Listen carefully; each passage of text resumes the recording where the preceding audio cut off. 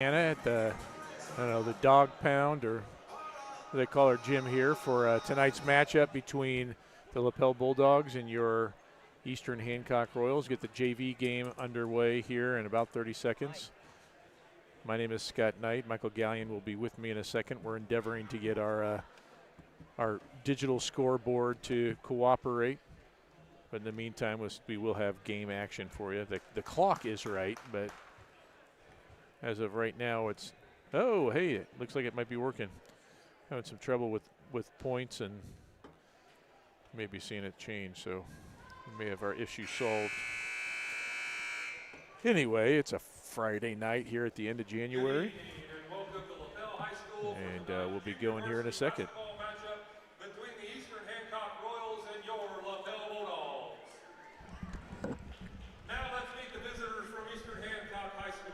All right, I think we're good with the scoreboard. If we're not, you can always tell us in the chat if it stops working.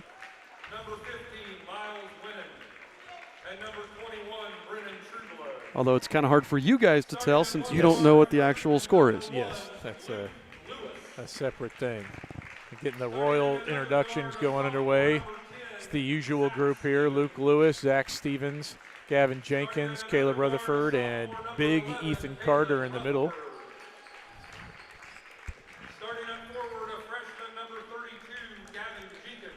Royals are coached here for the JV by Mr. Joe Paxton.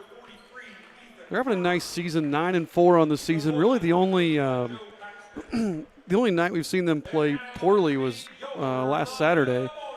They didn't play very well. That was a good Shenandoah team, but really just didn't come out and couldn't hit anything. No, so really struggled. Trying to get back on the winning ways here in this game here tonight. The starters here for the Lapel Bulldogs: number 20, a 6-foot freshman, Mason Kinnemer.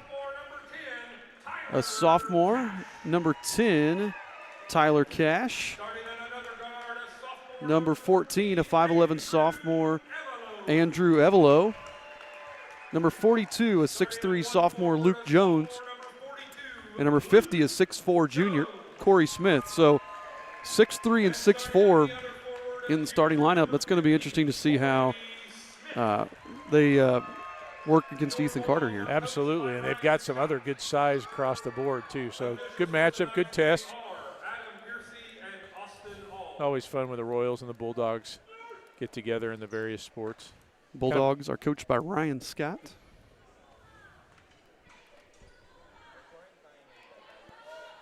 So Ethan Carter and Luke Jones getting ready to jump. Carter tips it. Gavin Jenkins comes away with it. Royals will start with the ball here.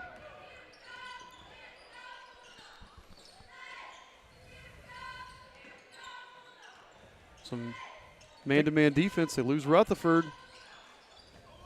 Caleb short, rebound. Jenkins, yeah. Nice hustle by Stevens. Kicks out to Gavin, no good. Rebound pulled down there by Corey Smith. So a couple clean looks at the basket. Drive there. Shot by Evelo, no, but there's the putback. That was Kinnemer. Yeah, he just beat us to the ball. We got caught watching. Nobody put a body into him. Some full court man-to-man pressure here. 2-0 Bulldogs here early on. I think we've got a cutter there on the wing if we want it any time through our offense. So I'm trying to boost you up just a little bit. Yep. No, we got pocket pick there on Lewis. Evelo got the better of him. 3 no good by Cash, but Jenkins there for the rebound. So still 2-0 here. 5:45 to go. And this gym is a large gym, and when it's a game like this where the crowd hasn't trickled in yet, it is very quiet in here. It feels empty. Rutherford step back, buries it, gives the Royals the lead. And again, we shot horribly on Saturday, so it's good to see us get going now. Yep, I was thinking the same thing, although they answer. There was a long 2 there, though, by Smith. 4-3 Bulldogs. And Evelo's really pressuring Lewis every time. Although they're really pushing us out. They're not trying to give us anything at the three-point line. They're going to make us take deep shots. Yep, got picked again. Yep, Evelo again. Up ahead there to Luke Jones. He can't get the roll. Oh, Lewis, that was a smart play there by Lewis. Yep. See if we can see that on the replay. Can't get there, but he taps it away from Corey Smith, and even though it went out of bounds off us, just make sure that Smith doesn't get the putback there. Absolutely, and the defense gets a chance to set up. Not caught in transition. Good steal. Nice hand. Stevens pokes it away there from Jones. Luke Jones and Corey Smith both have short first and last names, and they're right next to each other on the roster. Yeah. So if I missed an Evelo again, although that one is going, it's going to stay with the Bulldogs the way he pointed. Yeah, Luke, I think, got his hand in there. And we got caught sleeping again. Too easy right there. Yeah, and there comes the I almost just said this is going to start thinking about timeout. Coach Paxton calls the 32nd one. Because that's 3 turnovers and twice that we just haven't hustled back and have given up easy layups. So we're going to step away and hear a word from our friends at 9-Star. I'm Mason Gillis, 6th man for the Big Ten champion Purdue Boilermakers. 9-Star has blazing fast internet. A call to 9-Star for high-speed internet is a slam dunk. 9-Star is a different kind of company, and the difference is you. Thank you to 9-Star, our friends sponsoring our post-game show, the 9-Star post-game show. So 6-3 Bulldogs here. Sloppy start for the Royals. They get it in now. Rutherford's going to run the point.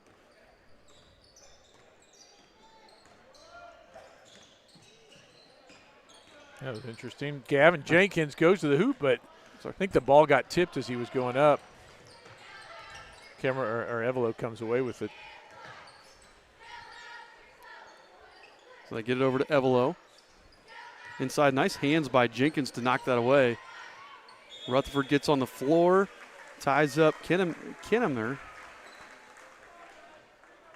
I think I stepped on the court over here. Oh, all right. We don't have a table. We're sitting in the bleachers here, and if you saw our setup, you'd see it just looks like a mess of cords everywhere right now. Hand off to Smith, tries to go inside to Jones. Another steal. Good active hands here from the Royals. That looked like one of those passes of he's going to go there, so I'm going to throw it. There were 3 Royals between the 2 Bulldogs.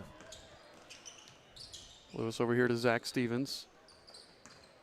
Rutherford goes inside. I think that's Carter's first touch of the game, and he's out at the 3-point line. Jenkins now with it. Oh, I would like to see him take that. Ethan had 2 guys screened. Lewis gets the corner, drives, and they're going to call the travel. It's a rough call. I thought Luke got fouled there, which caused the travel. They're going to say it was the other way around.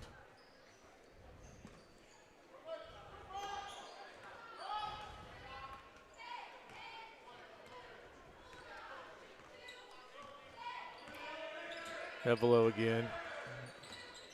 And they just basically cleared out for him. Yep. Good stop by Luke. 3 on the way. Good there by Tyler Cash. So a 6-point Bulldog lead here halfway through. Or used to the old 6-minute quarters. We're more than halfway into the first quarter. Lewis backs it out, gets it over there to Jenkins. Over to Rutherford. Nice screen there by Stevens. Rutherford just a little short. Rebound comes away to the Bulldogs. I'm wondering about the shooting background here from the sides. That all the white and the bleachers. I mean, we've been some places with some steep bleachers. This is about the opposite. These are very flat bleachers, and there's a lot of white and beige. Yep. And if you're not used to shooting on this can be a tough gym to shoot in. And even, they're even 10 yards back from the sideline. Yeah. So. Yeah, this is a definite, totally different from Union County that we saw 2 weeks ago that is like shooting in a box. Good extra pass to Jenkins. 3 on the way. Got it. Nice. Yeah, that was well executed. Rutherford had his guy pinned down like he was going to go inside. Threw it back out to Gavin on cutting all the way through. 9-6 here. Under 2 to go in the first. Kennemer drives, gets cut off. Dishes out to Smith. They moved the ball around nicely. I like that pinch there by Carter, but still, that's a strong move by Kinnemer to go up and get that. Yeah, there was no stopping that one. And he's a strong-looking freshman. Yep. Get it over here to Carter. Hands off to Rutherford. Back out. Jenkins. That was a good defense. They got caught up well. Lewis will take the three off the mark. Rebound tipped out. Rutherford gets it. Bulldogs here. Minute 14 to go. They still lead by 5. Rutherford no good on the three. Evelo going the other way. Pulls it back out. I'm just looking. It looks like they have a height advantage on us in every position. Yeah. This is a tall. When haven't we played Lapel where they've been a tall team? They are always a tall team. That's true. Must be something in the water up here. Although one of my favorites, the old legendary coach here, Jimmy Howe, used to put like 5'3.5" as his player's height. So everything was, he went down to the half inch. It always made me smile. Or weight was to the exact pound. Yeah, that feels like an old school thing. So Stevens to Carter, under 30 seconds to play here. Back to Stevens up top. Lewis thought about the three. That would have been a good shot. Jenkins, yeah, he shuffled the feet. Yeah. He knew what he wanted to do, but he took a step sideways to clear a lane. So it'll go back to the Bulldogs. They lead by 5. Yep. True Blood comes in for Lewis. It's the first sub either way, and no fouls either way either. Very cleanly played first half or first quarter.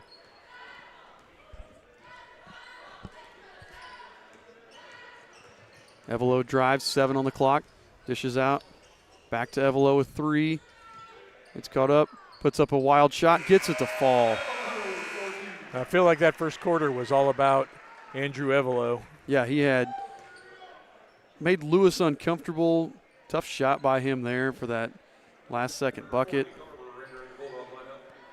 And so at the end of the first quarter, the score, Eastern Hancock 6, Lapel 13.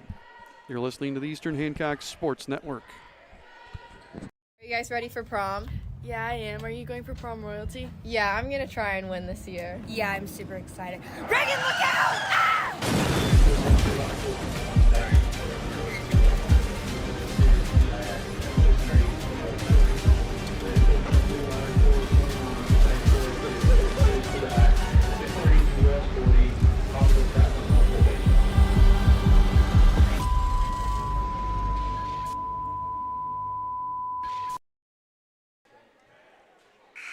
I'm Mason Gillis, 6th man for the Big Ten champion Purdue Boilermakers. 9-Star has blazing fast internet. A call to 9-Star for high-speed internet is a slam dunk.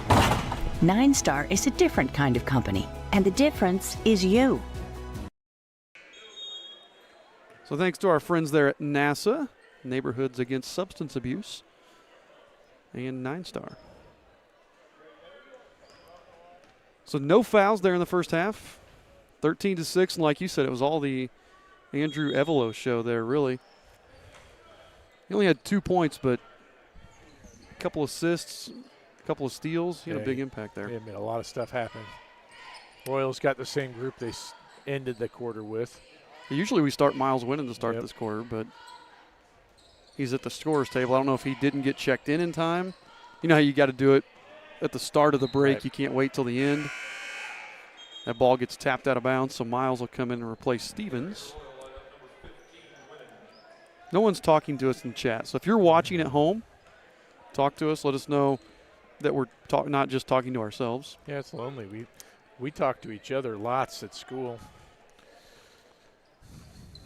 We'd like to hear from our fans.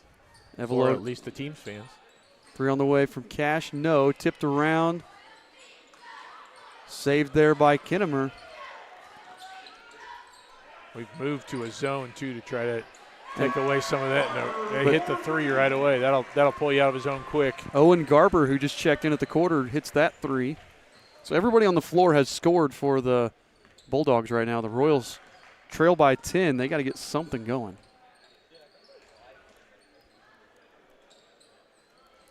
And right now we're moving the ball well, but this Lapel defense just has active hands everywhere. Yep. Kick it over to Garber again. That was a really nice play by him to throw that into Evelo. Wow, that was a quick pass, too. Yes, Right back across the lane.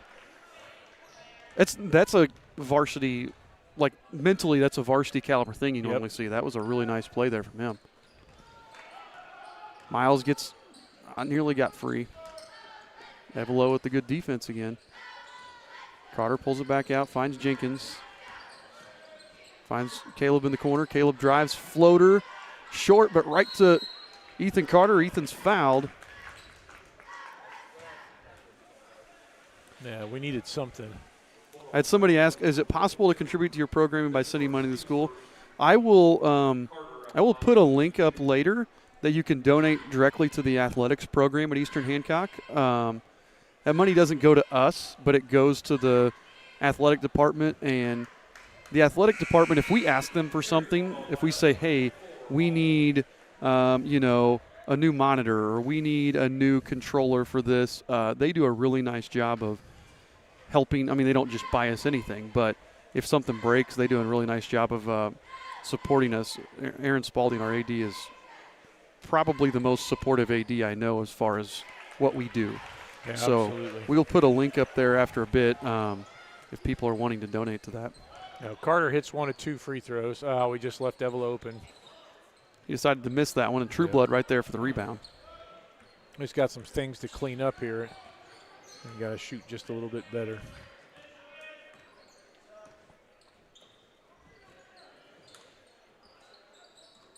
Moving around to Miles on the wing. Finds Caleb up top. Quick three from Rutherford. And again, that's what you were talking about, that shooting backdrop there. You got the bleachers on each end, plus it's a little awkward. And Caleb has been way off on a couple of his threes tonight. Yeah, and that's too bad because Ethan Carter set a really nice screen to get him free. Quaid Hall kicks it over there to Cash, swing it around to Evelo. Tries to knife it in there. Oh, that's how things are going. Yep. Trueblood gets a hand on it, but deflects it right to Kinnemer, who goes up with it and scores. Man, that's tough.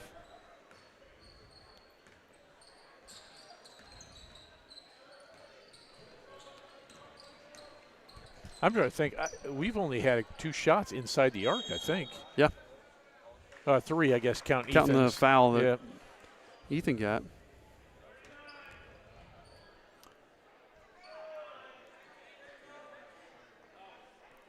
So Miles winning to inbound here. Royals trail by 13 with exactly 4 minutes left. Trueblood's going to shoot. Hey. And Trueblood came in and hit a 3 instantly in the game last week. Yep. So we've got 3 guys that have all hit a 3 right now.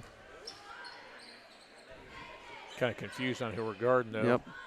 There's Garber again, and Garber buries the 3 over the outstretched arms of Ethan Carter. And Lapel playing really well right now.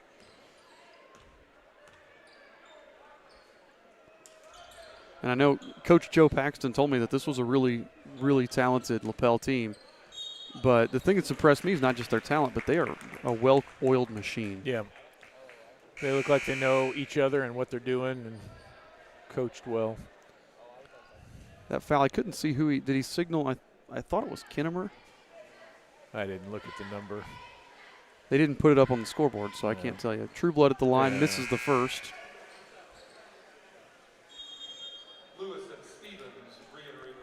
Oh, they went Evelo as that foul there. All right, full timeout on the court. We're going to step aside and hear a word from our sponsors. Attention car owners. Has your vehicle seen better days? Introducing Dents Automotive, your go-to solution for those unsightly dents and dings. Our expert technicians use state-of-the-art techniques to restore your car's beauty like magic. Whether it's a minor ding or a pesky dent, we've got you covered. With years of experience and a passion for perfection, we'll have your car looking like new in no time. Don't let dents cramp your style. Visit Dents Automotive today and drive away with a smile. Your car deserves the best. Dents Automotive, where excellence meets restoration. Okay, so somebody had asked here about donating, and here is the link right here. We haven't been really asking people all season. We did it a lot during the COVID season, but if you are interested in donating, you can either go to that website right there, tinyurl.com/EHRoyalPride, or scan that QR code, and it'll take you right to a link where you can donate. And there's different options. You can type in a custom amount, or you can just select like $25, $50, or $100. Or if you want to just write a check and bring it by the school and say, hey, this is for sports broadcasting, and it all goes to the same place. But we do appreciate it as True Blood hits the second free throw. I'll put it back up there later. That was something. Our fans carried us through COVID. It was fantastic. Another three from Cash. I just heard a Lapel fan go, man, what are we doing? And then he hit the three, and he goes, oh. That was a no, yes. Man, they are on fire from three. Because that was a deep three. You're not. Yeah, you're giving that up. So 15 and another. Nearly a steal by Garber. It actually turned out pretty fortunate for us because by the time Garber could get over to it, that it went out of bounds off him. So.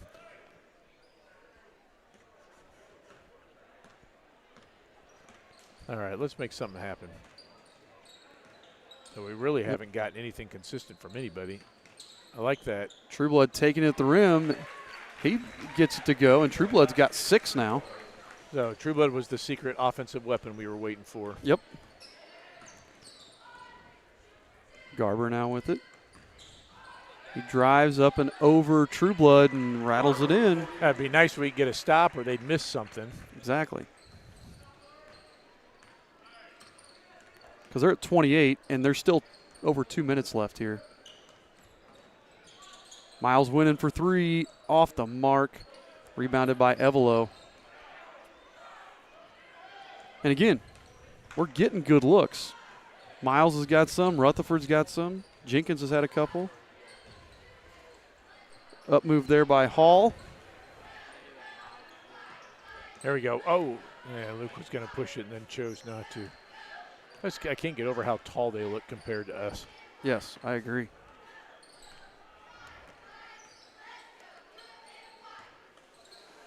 Carter over to Stevens.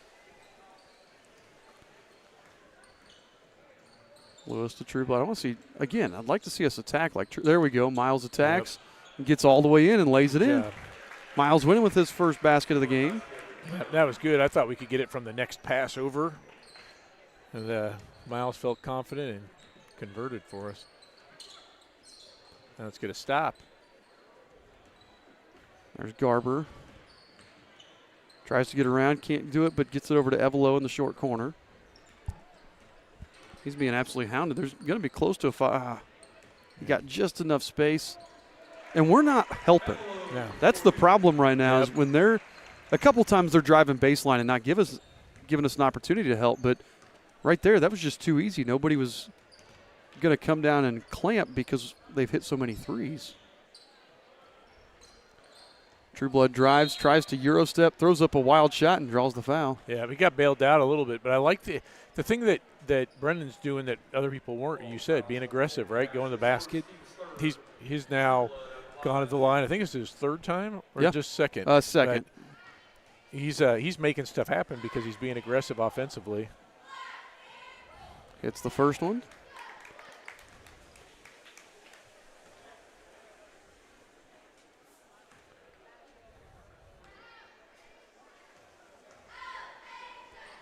Second one's on the way and good. And he's matched Garber's 18. Those two are leading the way for each of their respective, or 8, not 18, 8. They're leading the way for each of their teams. Evelo. Hey, that was a block from Big E. Like it. That was a nice move by Evelo, but Ethan just got back and got in there and got a hand on it. Maybe he heard you saying we need to help. Exactly.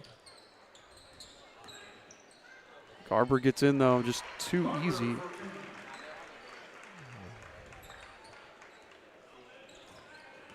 Trap Lewis. 14 seconds left here. Stevens gets stuck in the corner. Back out to Lewis. Rotate. Oh. Nope. A little late. Garber with another steal, and he lays it up and in for 2 more. Miles is going to get a heave. Oh, that one looked really good from where we were at, just to the left. And again, that pressure defense right there at the end, we just couldn't handle it. And the Lapel Bulldogs will take a 17-point lead here into the halftime break. So we're going to step away during halftime here, and then we'll be back with the Dave's Express Car halftime show, and we'll have a rundown of stats after the finish of our halftime break. Looking to give your car that sparkling clean shine it deserves? Look no further than Dave's Express Care Car Wash. Conveniently located at 1749 West Main Street in Greenfield, Dave's Express is your family-owned and operated car wash destination. Choose from our wide range of wash packages. And while your car gets pampered, you can indulge your taste buds at Dave's Express Grill. Have a bite of the world-famous Super Tenderloin Sandwich. Dave's Express Care Car Wash, where exceptional service meets unbeatable value. Experience the difference today.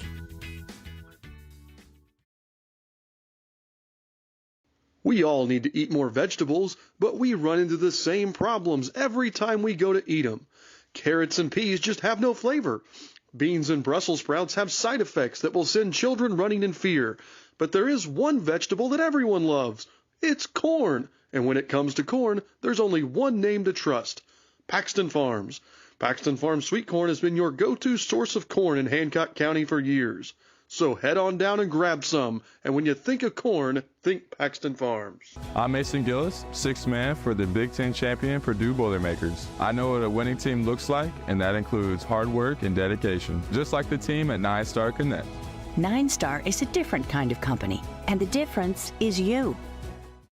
It's time for the Commissioner's Corner, an exclusive weekly conversation about Indiana high school sports with the Commissioner of the IHSAA, Paul Neidig. Now for an up-to-the-minute report about what's happening in the constantly changing world of high school sports, here's Coach Bob Lovell with Commissioner Paul Neidig. It is your weekly conversation with the Commissioner. It's the Commissioner's Corner. I'm Brendan King, filling in for the Coach Bob Lovell. Welcoming on the busiest guy you know. That's the Commissioner of the IHSAA, Paul Neidig.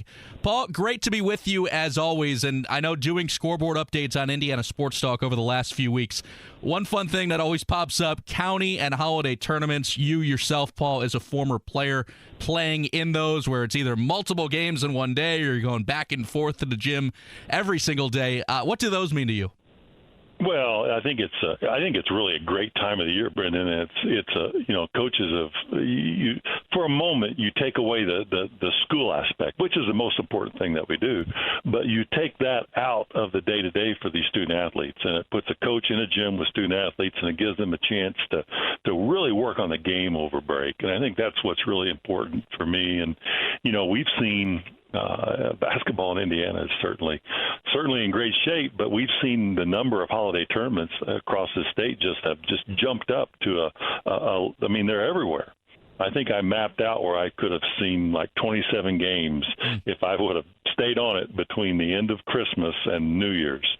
But when we went to 22-game schedule, we really saw an increase in the number of holiday tournaments. But it's just a great time of year. It's a chance to focus on family, friends, and basketball. Well, it's a community aspect, right? Because not only are the kids on break, likely the people in the community are on a holiday break from work, or at least a little bit, right? So it gives them a chance to catch a game. It does. It's just it's a more relaxed time for as we all try to make a living working, and it gives you a chance to have a few days off and go in the gym and watch your local high school team. I know guys that go out and they'll sit in the gym all day long and just watch game after game after game, just because. And I say guys, people. That's certainly there's a lot of women in this state that love this game too. But I see it's just a great time of year. Paul, coming up January the 21st, hard to believe it's already here, the 49th annual IHSAA Girls Basketball State Tournament Pairing Show. Bob Lovell, Greg Rakestraw will be there. Man, this always comes up quick, doesn't it?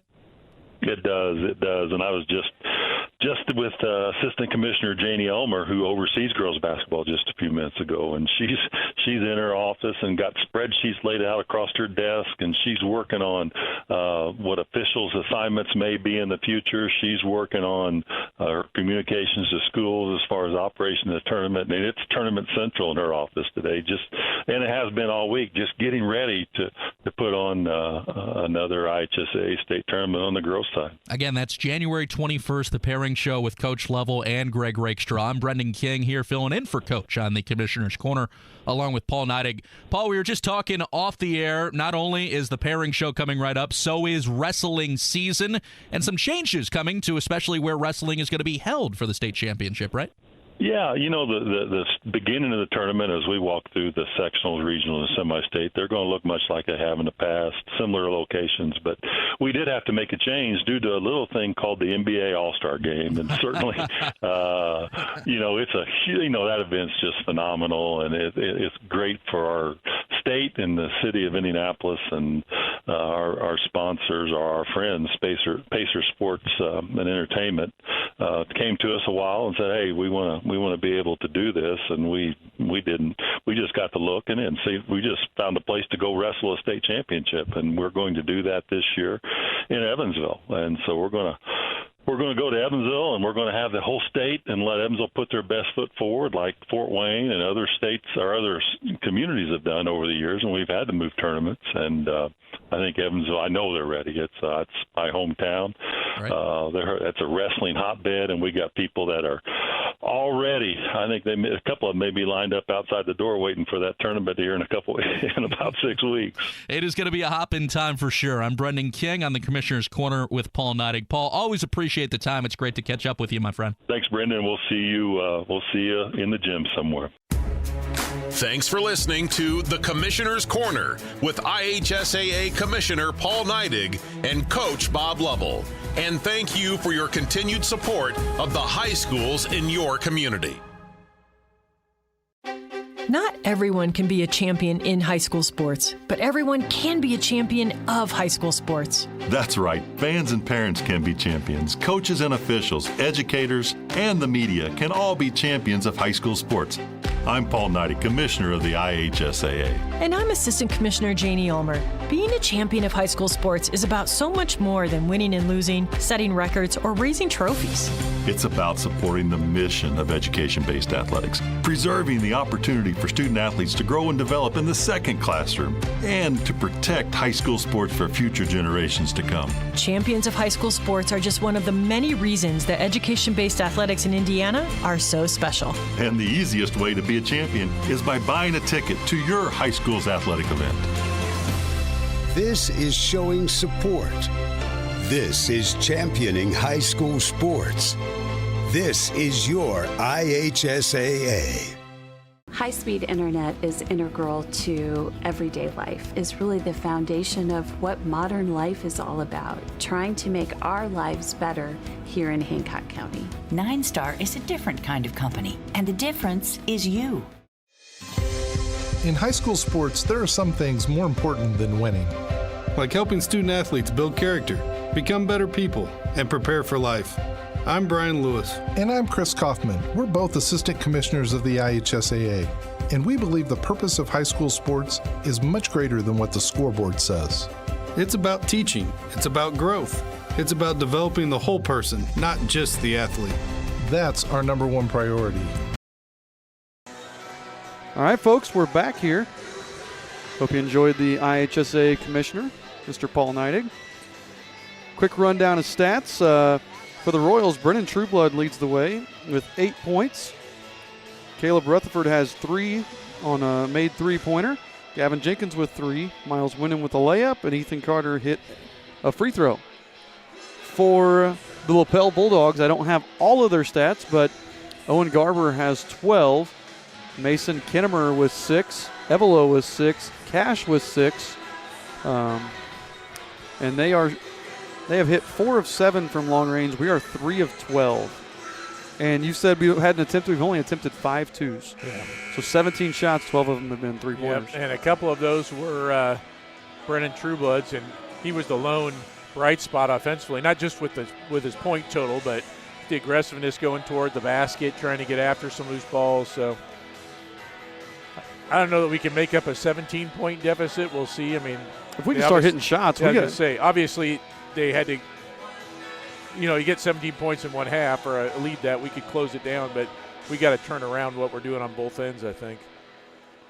And again, we had someone ask earlier about donating to the athletic program. If you go to that website or scan that QR code, you can donate to the Eastern Hancock Athletic Department. Because, again, they are incredibly supportive of what we do. There's a lot of schools that I know that make their live stream people do pay-per-view because the athletic department wants money from it and stuff. And our admin has basically said unless we are forced to by the IHSA or somebody, we're not going to go we'll never go pay-per-view unless we're dictated from above. So, that's a big thing for us. Yeah, even during COVID, that we never had to go for a pay. A lot of teams did, and so it is fantastic for us. Sometimes in the tournament, but that's an IHSA thing. Yep, and that was the only time, I think. Oh, good Better hands start. There. Winning up ahead to Stevens. Stevens like gets that. the layup. There we go. They're actually fortunate there wasn't a tee called on the Bulldogs. If I remember right, you can't just slap the backboard. Quick shot from the Bulldogs. Rutherford grabs it. That's what we wanted. Force them into a turnover and then a quick shot and back-to-back possessions. Goes to Stevens. Quick three from Zach. Oh! There you go. 5 points from Zach here to start. That's the start we were looking for. Exactly. Down to a 12-point lead now. Garver over to Kinnemer. Three on the way. No good. Miles just takes it away from Smith there, and then it got poked out. Yep. I thought it was going to be off on Miles, so it's still Royals ball.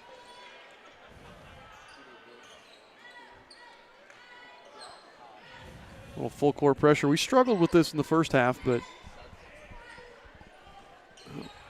I'm sure that this is something we talked about in the halftime break, is how to break this better. Oh, not over the top of a taller guy, though. Garber. Oh, Garber was going for the pass, Yep. and Rutherford thought he was going for the shot, and oh no, they gave it to Stevens. I thought it was Caleb, but yeah, it was Stevens, and it actually turned out to be a very smart foul. By the way, somehow a point got taken off of theirs. Of course it did. So should be 22-34. I don't know if it's when my thing is getting unplugged or what. Three on the way, no good. Rebounded by Kinnemer. And there's a basket. That was Luke Jones.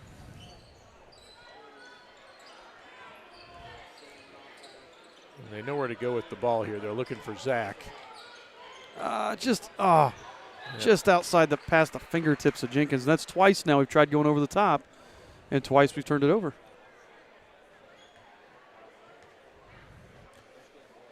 You can't forget about the bounce passes when you're trying to beat a press like that. And sometimes it's so enticing to try to go pump fake, get them in the air, and then when they go down, get them up over the top again. But like you said, you can't forget about the bounce pass. Rutherford to Carter to Stevens again. Another three. Got it. Zach has come out on fire. 8 points here to start the third quarter. 8 points in the first 2 minutes of the third quarter for Zach Stevens.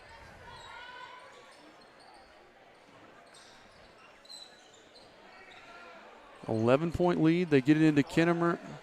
Can't get it to fall, and there's Carter for the rebound. And that was a really good pass. Not bad defense, and great rebound from Carter. Carter with the long two, too strong. Rebounded there by Smith. I don't mind that shot from Ethan, though. Corner three there, Luke Jones off the mark. Kinnemer with another offensive rebound. We've done a poor job of putting a body into him, although Stevens with the quick hands gets another steal. It's not that we're not going after the rebound, but we've done a poor job of putting bodies on bodies. Yep. Oh, Carter with the slip and then hits the little 10-footer, and a timeout by the Bulldogs. Coach Scott wants to talk it over with his team. So a great run. The Royals have cut it down to single digits in less than 3 minutes of game time here. So we're going to step away for just a second and hear from our sponsors. I live in a rural area and I am an electric and internet customer. One day I received a check in the mail and I didn't really realize what it was for. Something that I really didn't realize, that I was getting money back for the services that they give to me, which is nice. Being local, you don't really see that from bigger companies. 9 Star is different than others. 9 Star is a different kind of company, and the difference is you. Had no idea. So again, less than 3 minutes gone here. Eastern has cut 8 points off this lead. They're trying to prove me wrong, and I'm all right with that. That was a nice pass. Luke Nice Jones is going to hit that one. We had a couple of guys check into the game. It'd be Tegan Wilhoit and Reed Hamilton checked into the game for the Bulldogs.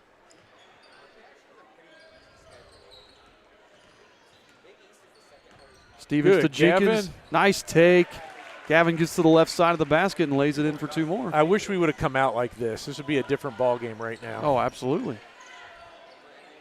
Playing with way more confidence and aggression on the offensive end, and defense we're moving a little bit better.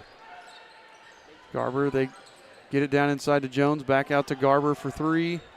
Too Gavin strong. put a body on him. But again, Kinnemer with the rebound, can't get the putback, and Carter's going to grab the rebound.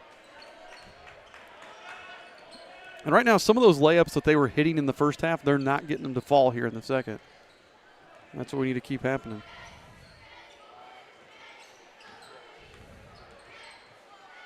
Rutherford's going to take the 3. Nobody's going to put a hand up. Ugh.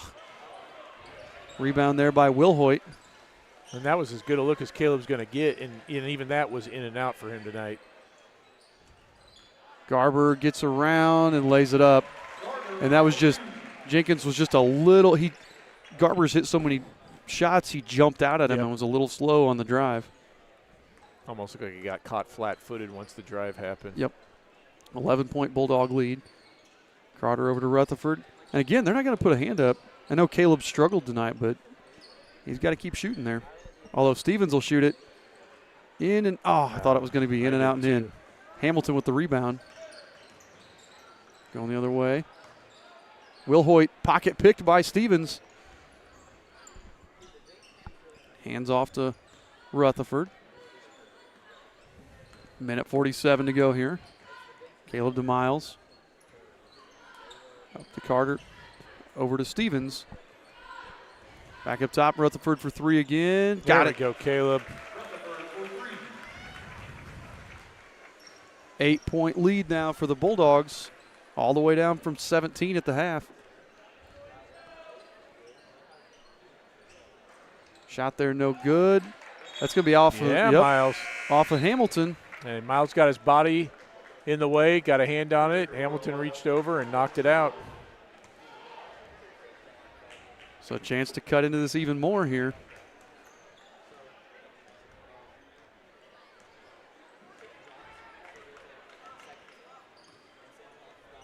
Get it to Trueblood up top.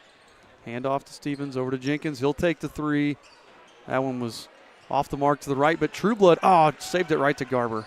Yeah, and it was heading towards Rutherford, and I don't think Rutherford saw Garber. Dang it.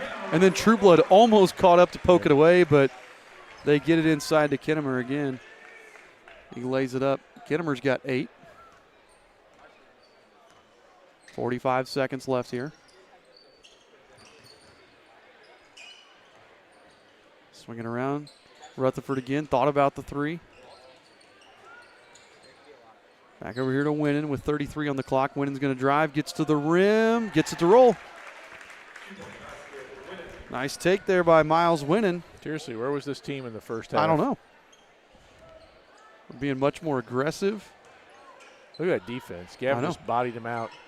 Hamilton kicks out to Kinnemer. His 3 off to the right. Rebounded by Miles with 11 on the clock. Let's get one more. Oh, got away with the carry. Kick it around. Stevens thought about it. Stevens drives. Floater. Yeah! Little teardrop. 6 points. Zach Stevens with 10 in the quarter. gets the floater, and the 17-point lead is chopped down to 6. Nice take there by Zach. So 42-36 here at the end of the third quarter, and the Royals are right back in this game. And again, 17 and that at the half. I mean, again, where was that team in the first half? Yep. And I know we haven't. Did Evelo play at all that quarter? Or I can't remember if he started or not, but I know I think he sat that quarter. Yeah. And then Cash also. Cash and Smith all sat that quarter, but or didn't. Well, at least didn't play much. Didn't play at the end, but still. Now we've got the momentum, even though it looks like they're getting ready to go back in. Oh, they've got 6 guys on the bench, so I'm not sure. It's a new strategy. It's that new 3-3 zone. I think I've told you this story before. We played a football game, and we came back right at the end and won with Coach Jimmy O'Hara. And Coach O, the guys interviewing him after the game about what he changed, and he goes, well, he goes, we went to that 5-3-4 defense, and he goes, Coach, that's 12 guys. He goes, yeah, I know. It worked really well.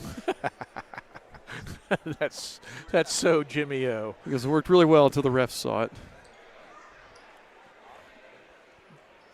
I'll tell you what, Coach Paxton sprinkled some secret sauce on those boys, and they came out on fire in the third quarter. Although that was just we didn't do anything to get open. No, it was just running back and forth. Yeah, that was not a good job by us because we weren't expecting that pressure on the inbound. In the corner there, 3 from Hall is good. That's all right. Still 9-point game here. True Blood finds Rutherford. Up top to Stevens. Back over to Winnan. Winnan with the look. In and out. Rebounded there by Corey Smith. And that's a decent look. Miles makes those. We'll live with that. Evelo now with the ball out here on the wing. Kicks it over there. Is that Cash? Yeah, and He's that short. was unnecessary. But Kinnemer again with the rebound.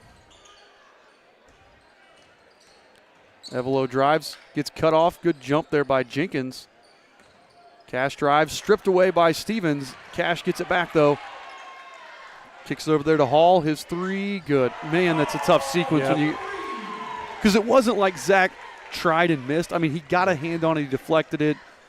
That's what's so hard. It's not like you just went for it and totally whiffed. That's where the 3-point shot can be a killer, too, because you lead doubles in 2 shots.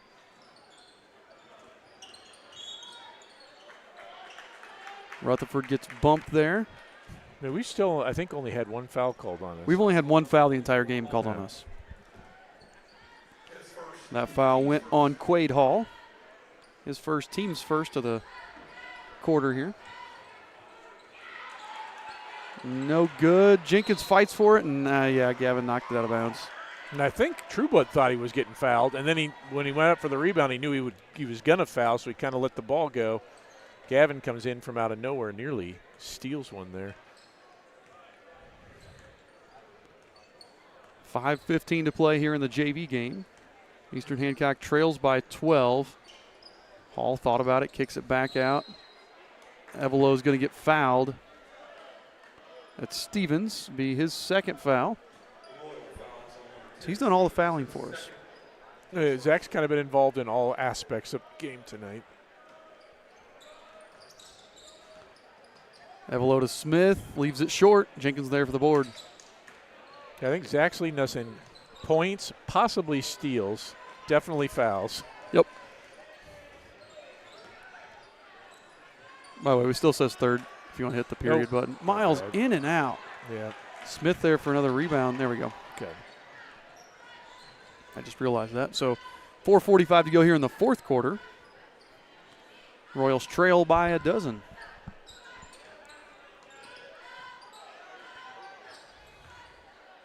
Evelo gets it into Smith. Turnaround's no good, and Trueblood yanks down the board. And that time, all the Bulldogs were standing around watching the shot. 3 Royals under the basket by themselves. There you go, Miles. Nice move. Oh, nice left-handed scoop by Miles Winnan. That was a pretty spin.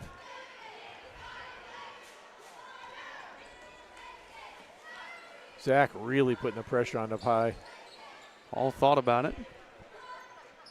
Evelo to Cash. Back to Hall. Hill will take this one and buries another one. I was going to say, they don't need to shoot threes. Unless you're going to hit them like that. Yep, the way they've been shooting them right now, that's not a bad shot. Miles looking to answer off front of the rim. Just not his night from deep. But he has done a nice job when he's getting to the rim. There goes Zach, pokes it out from behind again. Oh, it gets stolen underneath. Man, I tell you what, though. I like the way Kinnemer plays. Yeah. Offensive rebounds. I like the way he plays. I just wish he didn't play that well against us. Absolutely. True Blood shot off the mark, and can't tell Cash came away with it. It's hard to see these jerseys. White jerseys with gold numbers is hard to see. Into Smith. And now they're shooting, coming back, and ours kind of fading a little bit. But in that quarter, only down by 6. It's a heck of a quarter. Caleb from way out. That one's going. Timeout by Coach Paxton. Eastern Hancock trails by 14 with 2:54 to go. We will return after this word from our sponsors. Looking to give your car that sparkling clean shine it deserves? Look no further than Dave's Express Care Car Wash. Conveniently located at 1749 West Main Street in Greenfield, Dave's Express is your family-owned and operated car wash destination. Choose from our wide range of wash packages. And while your car gets pampered, you can indulge your taste buds at Dave's Express Grill. Have a bite of the world-famous Super Tenderloin Sandwich. Dave's Express Care Car Wash, where exceptional service meets unbeatable value. Experience the difference today. All right. And it did it again. Somehow it gave us 2 points and took 2 away. I don't know what is going on right now that it keeps doing this. All right, that's weird. All right. So it should be 55-41. Okay. There we go. And right to the hoop. Yep. Yeah. I don't know if it's when I hit the commercial button if it's doing that. That could be. That's on a bizarre. particular commercial. But it's weird that it's taken away from one and adding it in the other. Yeah. It's saved from Zach. And there he gets bumped there by Cash. Let's finish strong.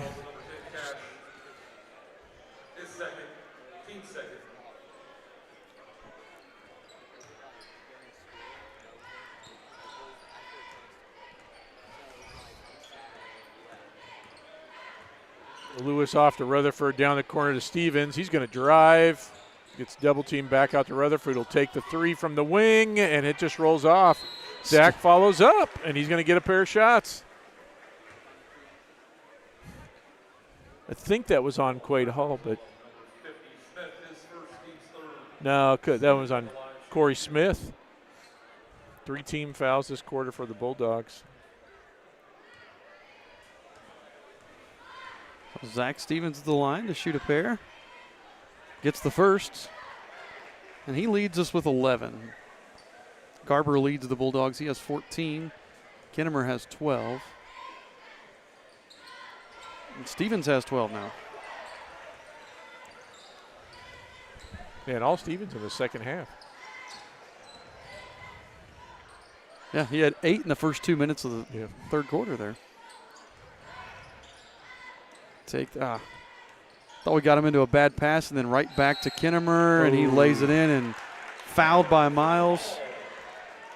It's like they're half a step ahead of us on those plays.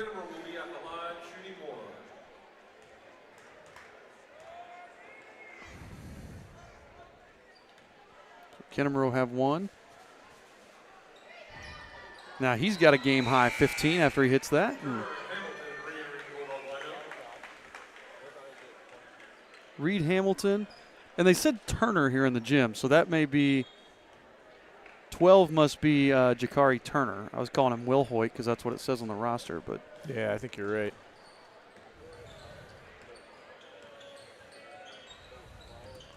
Stevens in the corner. Royals trail by 17. Lewis now kicks to Rutherford. Corner 3 from Caleb. Gets that one to fall. And it's probably just going to be too little too late here, as that first half really just doomed us. Stevens picks up his third. You can't say Zach was not involved tonight. No, he was. Zach Stevens played really well tonight. Well, you can't let him do that. They didn't want to shoot, but you can't give him a lane to the basket like that. And then we foul, so that's going to put Quade Hall at the line to shoot a pair. That foul went on Zach. Oh, no, they give it to Lewis. Lewis, yeah. They're just really slow on the scoreboard of getting the fouls up there, so I thought it was Zach again. Hall's short on the first.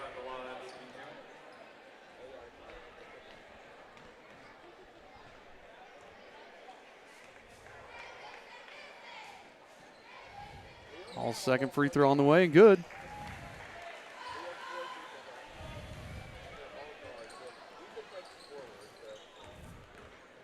Rutherford drives, kicks to Lewis. 3 from the corner. In and out. Carter with the offensive board. And then tips it, but then Cash comes away with it. Evelo to Cash. Hall nearly stolen away. Dish is down. Nice block. Ethan Carter with the block under a minute to play now. Yep, Carter's second block of the game. Stevens again off the mark, but Carter there for the putback. Just can't get the roll. Hamilton, though, is going to come away with it. We're going to keep playing tight D here. We're not going to foul, but we'll keep playing tight D. Hall walks with it. I feel like we got some friendly calls tonight for being on the road. Yeah.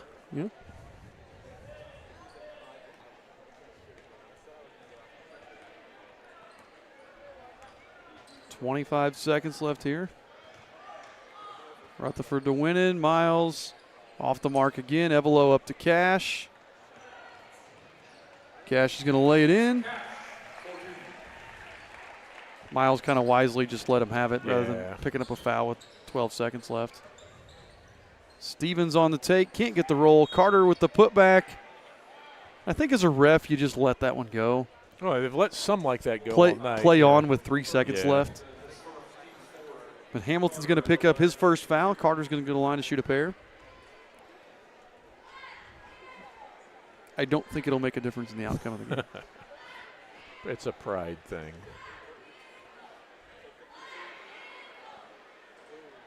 Carter off the mark on the first.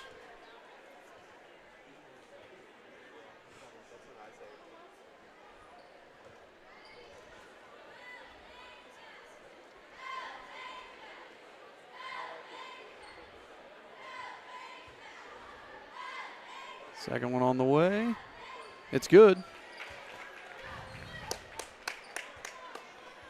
And that'll do it. The Lapel Bulldogs defeat the Eastern Hancock Royals 63-47, and it looked like we had that. I think we used all of our energy there in the third. We just kind of ran out of steam there in the fourth. But if we could have maintained that the whole game, that would have been a totally different ball game. Really good quarter. So Eastern Hancock will fall to 9-5 on the season as Lapel wins 63-47. I think our Paxton Farms player of the game has to be Zach Stevens. Absolutely. Zach, I think, led us in pretty much every category. I'm waiting for our official stats to come in. He was really active in the first half, but didn't score, and then came out on fire and really got that third quarter. I mean, we got the lead trimmed from 17 to 6 by the time the third quarter was over. Couldn't sustain it, but Zach, a huge part of that, getting the guys going on both ends of the floor. So Zach Stevens finishes with 12, Caleb Rutherford with 12, Trueblood with 8, Winnan with 6, Jenkins with 5, and Carter with 4. Carter wound up with 7 rebounds, but a lot of those were right there at the end on those putbacks. Eastern Hancock shot 8 of 28 from 3. So 28% on the night. Just not going to get it done doing it, shooting like that. So they'll look to bounce back tomorrow night once they take on the Triton Central Tigers. And I don't know what Triton Central's JV team looks like, but they only have one senior on their varsity. They have a really young varsity, so they're probably an even younger JV team if I had to guess. So we're going to step aside here with our break between games, and we will be back with the varsity game here in about 20 minutes.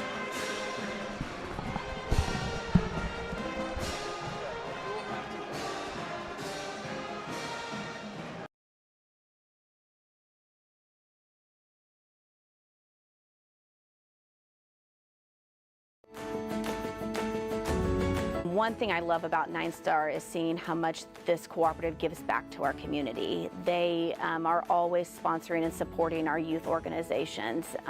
This is a huge part of our community and makes it a great place where we live. Encourage everybody to realize what an asset this 9-Star cooperative is. They give back and they have so much to offer. 9-Star is a different kind of company, and the difference is you. Discover the taste of summer at Paxton Farms Sweet Corn. Located just north of Maxwell, 2 miles west of State Road 9 on 600 North. Our sweet corn is handpicked, bringing sunshine to every bite. But that's not all. Capture picturesque memories in our fields of vibrant sunflowers, perfect for photos. Bring the joy of Paxton Farms Sweet Corn to your summer gatherings. Visit us today and experience the sweetness that keeps people coming back for more. Find us on Facebook, Paxton Farms Sweet Corn. Paxton Farms Sweet Corn, the sweetest taste of summer. Some people see a huddle in the locker room. We see a second classroom. Some see a student athlete on the court.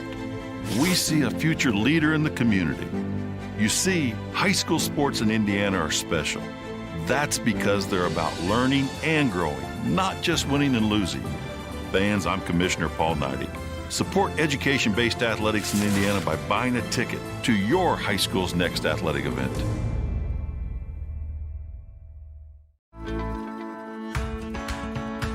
9-Star is very focused on customer and member care, focused on making sure that however we communicate with the member and customer is how they want to communicate. You know, sometimes we're the one person that they speak to in a day, and you want that conversation to be happy and pleasant. As a nonprofit co-op, we're focused on providing the best service we can for our members. 9-Star is a different kind of company, and the difference is you. Looking to give your car that sparkling clean shine it deserves? Look no further than Dave's Express Care Car Wash. Conveniently located at 1749 West Main Street in Greenfield, Dave's Express is your family-owned and operated car wash destination. Choose from our wide range of wash packages. And while your car gets pampered, you can indulge your taste buds at Dave's Express Grill. Have a bite of the world-famous Super Tenderloin Sandwich. Dave's Express Care Car Wash, where exceptional service meets unbeatable value. Experience the difference today. Some see a student athlete working on a shot. We see a powerful lesson in persistence. Some see a student preparing for success on an exam. We see a student athlete preparing for success in life. Proud to keep education in front of athletics since 1903. At 9-Star Connect, we're a different kind of utility. We're a nonprofit cooperative owned by our members. We have a local 24/7, 365 support center. At 9-Star Connect, we're a different kind of company, and the difference is you. Attention car owners. Has your vehicle seen better days? Introducing Dents Automotive, your go-to solution for those unsightly dents and dings. Our expert technicians use state-of-the-art techniques to restore your car's beauty like magic. Whether it's a minor ding or a pesky dent, we've got you covered. With years of experience and a passion for perfection, we'll have your car looking like new in no time. Don't let dents cramp your style. Visit Dents Automotive today and drive away with a smile. Your car deserves the best. Dents Automotive, where excellence meets restoration. Some see a student athlete working hard in the weight room. We see a future leader learning there are no shortcuts to success. Some see a start to a swim meet. We see the starting blocks for life. Proud to keep education in front of athletics since 1903. At 9-Star Connect, we're committed to delivering dependable and affordable electricity, and we know the best internet service is all about speed and reliability. We deliver both. At 9-Star Connect, we are a different kind of company, and the difference is you. Are you sure we should be driving? Yeah, I only had a little bit. Look out! Whoa!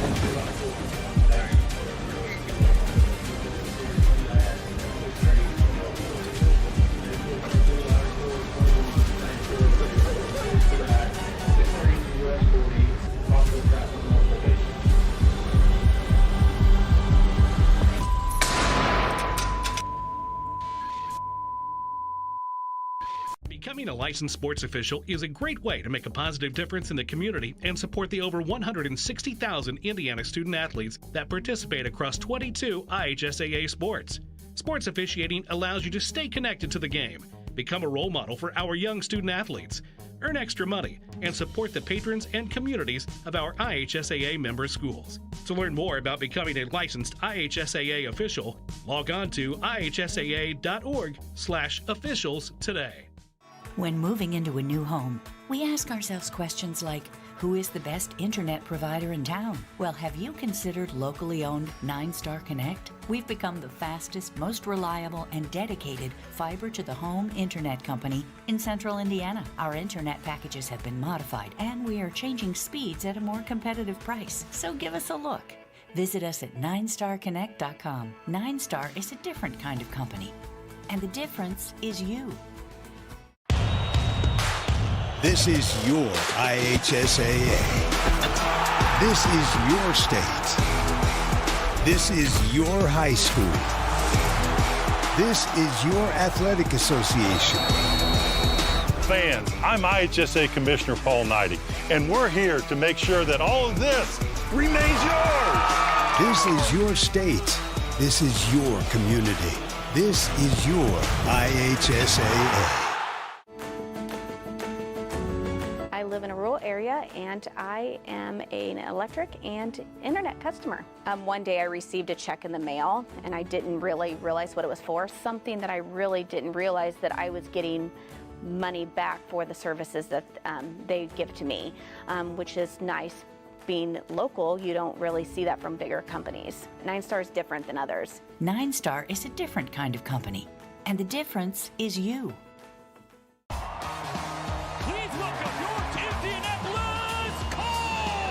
My philosophy is we're going to throw to score points in this league and run to win. Zach Moss to 10. He's at the 5. Touchdown! Another big play for Josh Downs. And he's picked off by the Colts. Puts it outside, down the far sideline.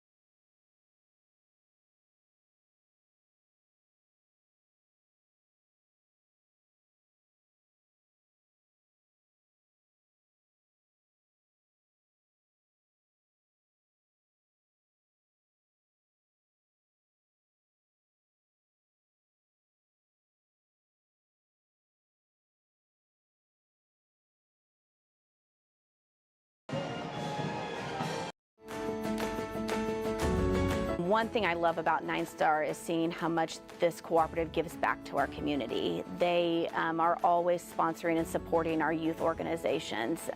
This is a huge part of our community and makes it a great place where we live. Encourage everybody to realize what an asset this 9-Star cooperative is.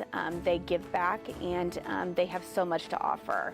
9-Star is a different kind of company, and the difference is you. Discover the taste of summer at Paxton Farm Sweet Corn. Located just north of Maxwell, 2 miles west of State Road 9 on 600 North. Our sweet corn is handpicked, bringing sunshine to every bite. But that's not all.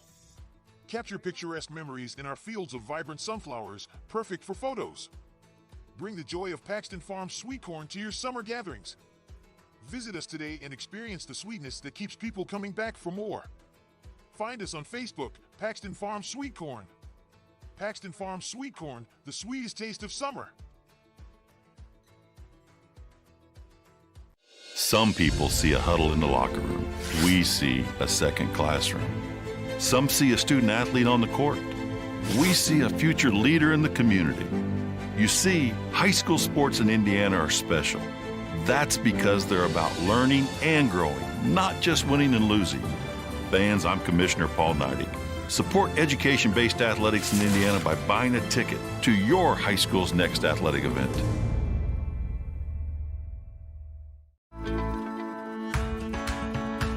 Nine Star is very focused on customer and member care, focused on making sure that however we communicate with the member and customer is how they want to communicate. You know, sometimes we're the one person that they speak to in a day, and you want that conversation to be happy and pleasant. As a nonprofit co-op, we're focused on providing the best service we can for our members. 9-Star is a different kind of company, and the difference is you. Looking to give your car that sparkling clean shine it deserves? Look no further than Dave's Express Care Car Wash. Conveniently located at 1749 West Main Street in Greenfield, Dave's Express is your family-owned and operated car wash destination. Choose from our wide range of wash packages. And while your car gets pampered, you can indulge your taste buds at Dave's Express Grill. Have a bite of the world-famous Super Tenderloin Sandwich. Dave's Express Care Car Wash, where exceptional service meets unbeatable value. Experience the difference today. Some see a student athlete working on a shot. We see a powerful lesson in persistence. Some see a student preparing for success on an exam. We see a student athlete preparing for success in life. Proud to keep education in front of athletics since 1903. At 9-Star Connect, we're a different kind of utility. We're a nonprofit cooperative owned by our members. We have a local 24/7, 365 support center. At 9-Star Connect, we're a different kind of company, and the difference is you. Attention car owners. Has your vehicle seen better days? Introducing Dents Automotive, your go-to solution for those unsightly dents and dings. Our expert technicians use state-of-the-art techniques to restore your car's beauty like magic. Whether it's a minor ding or a pesky dent, we've got you covered. With years of experience and a passion for perfection, we'll have your car looking like new in no time. Don't let dents cramp your style. Visit Dents Automotive today and drive away with a smile. Your car deserves the best. Dents Automotive, where excellence meets restoration. Some see a student athlete working hard in the weight room. We see a future leader learning there are no shortcuts to success. Some see a start to a swim meet. We see the starting blocks for life. Proud to keep education in front of athletics since 1903. At 9-Star Connect, we're committed to delivering dependable and affordable electricity, and we know the best internet service is all about speed and reliability. We deliver both. At 9-Star Connect, we are a different kind of company, and the difference is you. Are you sure we should be driving? Yeah, I only had a little bit. Look out! Whoa!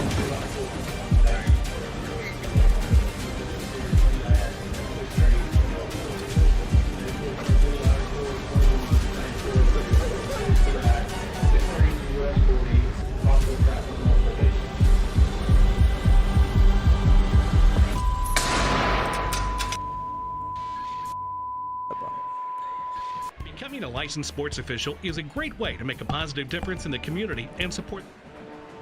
All right, folks, we're back here getting ready to start the varsity game.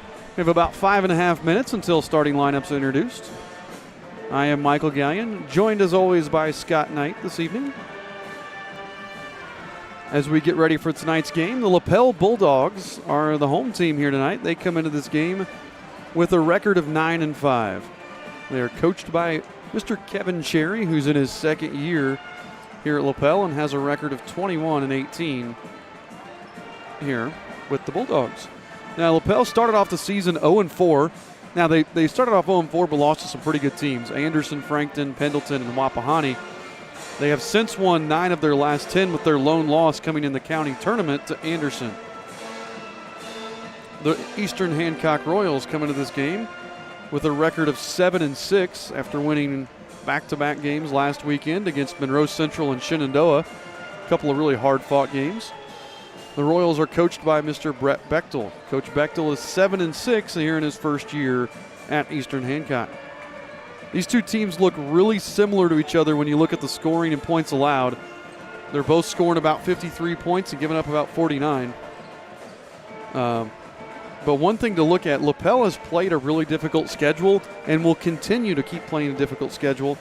So far in their 14 games, they have played 8 of those 14 games against 3A and 4A teams, and they still have 3 more of those bigger schools yet to play here after tonight. So tough schedule for Lapel. They always play a tough schedule. They're not in a conference, so kind of barnstorming around, playing some good teams. This is a team you always see.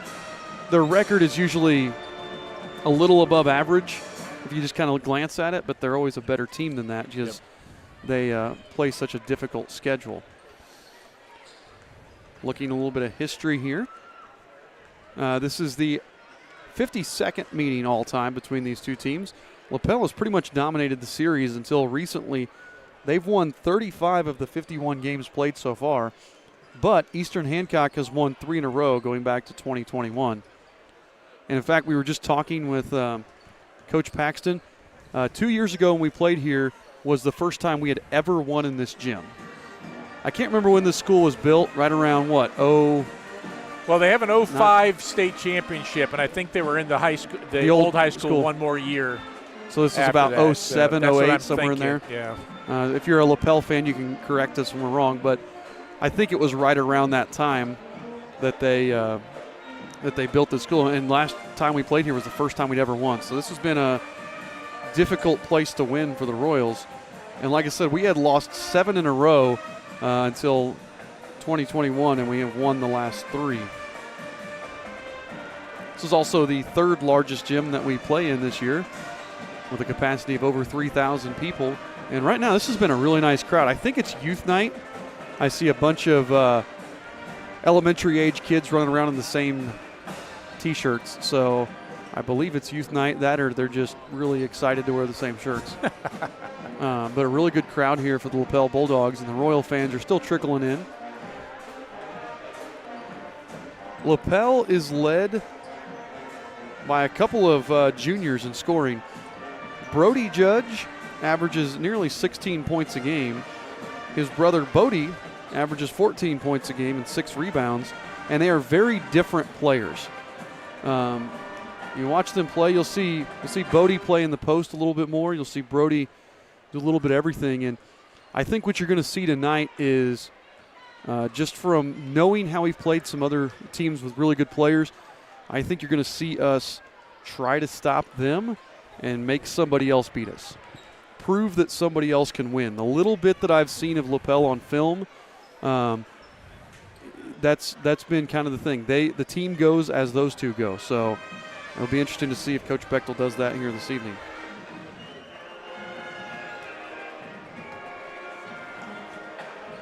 We have about a minute left here before starting lineups. Hopefully everything is working well on your guys' end and you can see everything. We've been having some technical issues that I think are self-induced by myself, if I had to guess. This is a big weekend for the Royals. tonight against Lapel, tomorrow night against Triton Central. Triton Central is the best team in our sectional record-wise.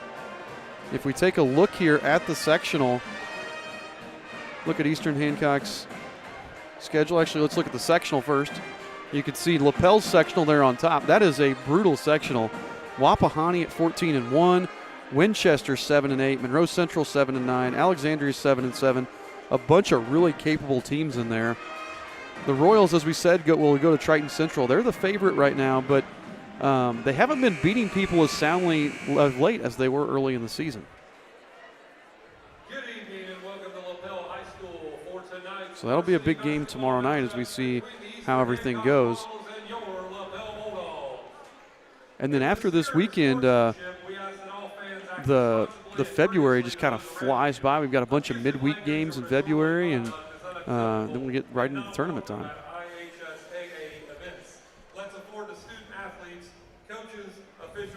We're going to step aside here for just a moment.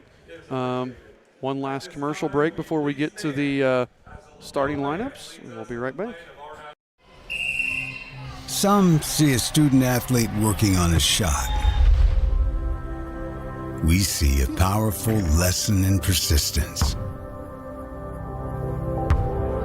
Some see a student preparing for success on an exam.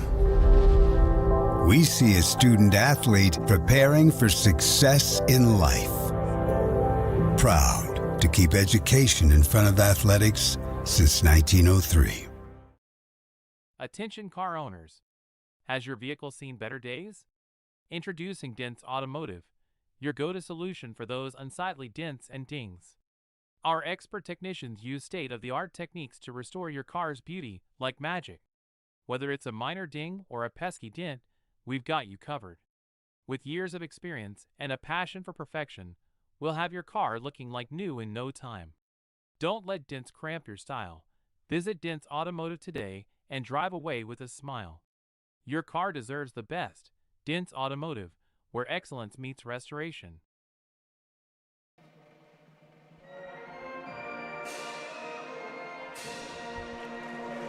All right, we are back here getting ready to do starting lineups.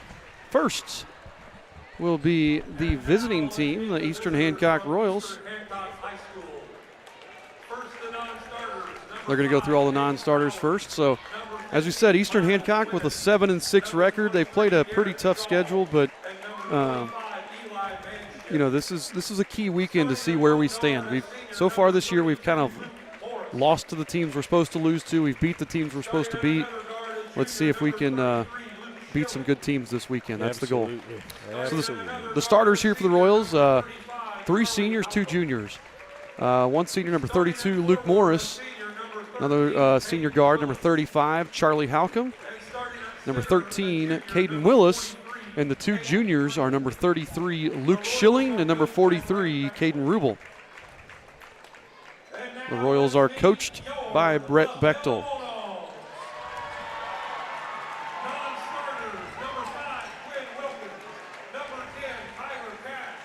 We're going through the non-starters now for the Bulldogs. The Royals will be in the royal blue uniforms with black trim and white numbers, and the gray and black Nike shoes.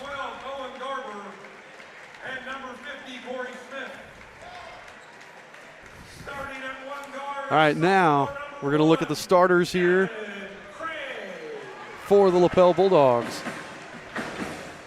Number 1, sophomore, also the quarterback for the football team, Devin Craig. Number 3 is senior Talon Jarrett. The junior that we talked about in the pregame show, number 23, Brody Judge. Then senior forward, number 24, Nick Whitty. And the final starter will be another junior, number 30, Bodie Judge. The Lapel Bulldogs are coached by Kevin Cherry. Lapel will be in the white jerseys with the black numbers. I like the black numbers so much better than the gold numbers of the JV uniforms because I can actually see from here. Way easier to identify. Because we feel so far away from the court. The guys that are on the far side of the court, it was hard to tell at the JV game who was who. I feel like I was closer when I was up in the booth at the football game. Yeah. So Bodie Judge set to jump with Caden Willis, and we'll get the game underway.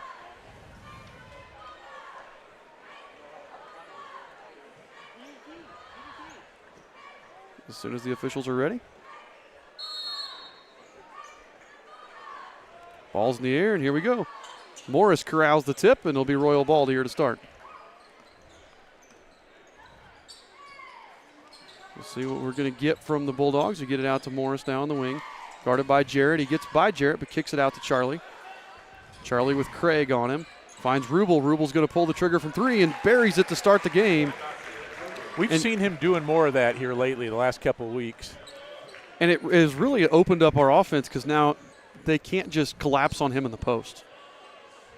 So Bodie Judge with it in the high post. Spins around Rubel. Nothing there. Dishes over to Whitty. Whitty up. Can't get the roll, but is going to pick up a foul on Caden Willis. And I'll tell you, that's the matchup I've been looking forward to see for our listeners who may not know. Nick Whitty, who's at the line right now, grew up a Royal. And he and Caden Willis played a lot of basketball and football together growing up. So, and both very athletic. Seeing them match up against each other is going to be a lot of fun. It was fun. Caden covered him in football. Nick's a wide receiver. Caden's a corner. So we got to see them go at it in football. And I think it's a pretty friendly rivalry between the two of them. So it was a lot of fun to watch. Whitty sinks them both. Only a 42% free throw shooter. Knocks them both in. Yeah, man, Nick was a heck of a receiver, though, wasn't he? Yes, he was. So Royals now lead by a point. Morris over to Halcomb. Oh, look at the big. Oh, there we go. Got the foul on Bodie Judge. I like that. Man, Caden was doing some work inside. By the way, at this point, you'd think I would identify him as Rubel and Willis, but I can't. Yeah. Caden Rubel working really hard inside.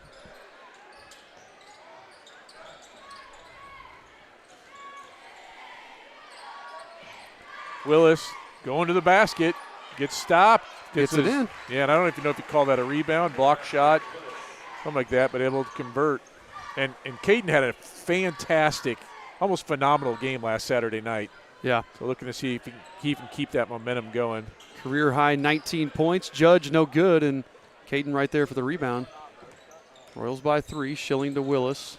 And it was all him going to the basket, not settling for jump shots. That was the key difference. Yep. That we saw in Caden last week. And then he started facilitating, and it was just even more impossible to defend last week. Morris gets cut off there by Craig. That was Jarrett, actually. Get it to Willis. Willis working on Whitty. Nothing there. He's going to kick it out to Rubel. Rubel drives.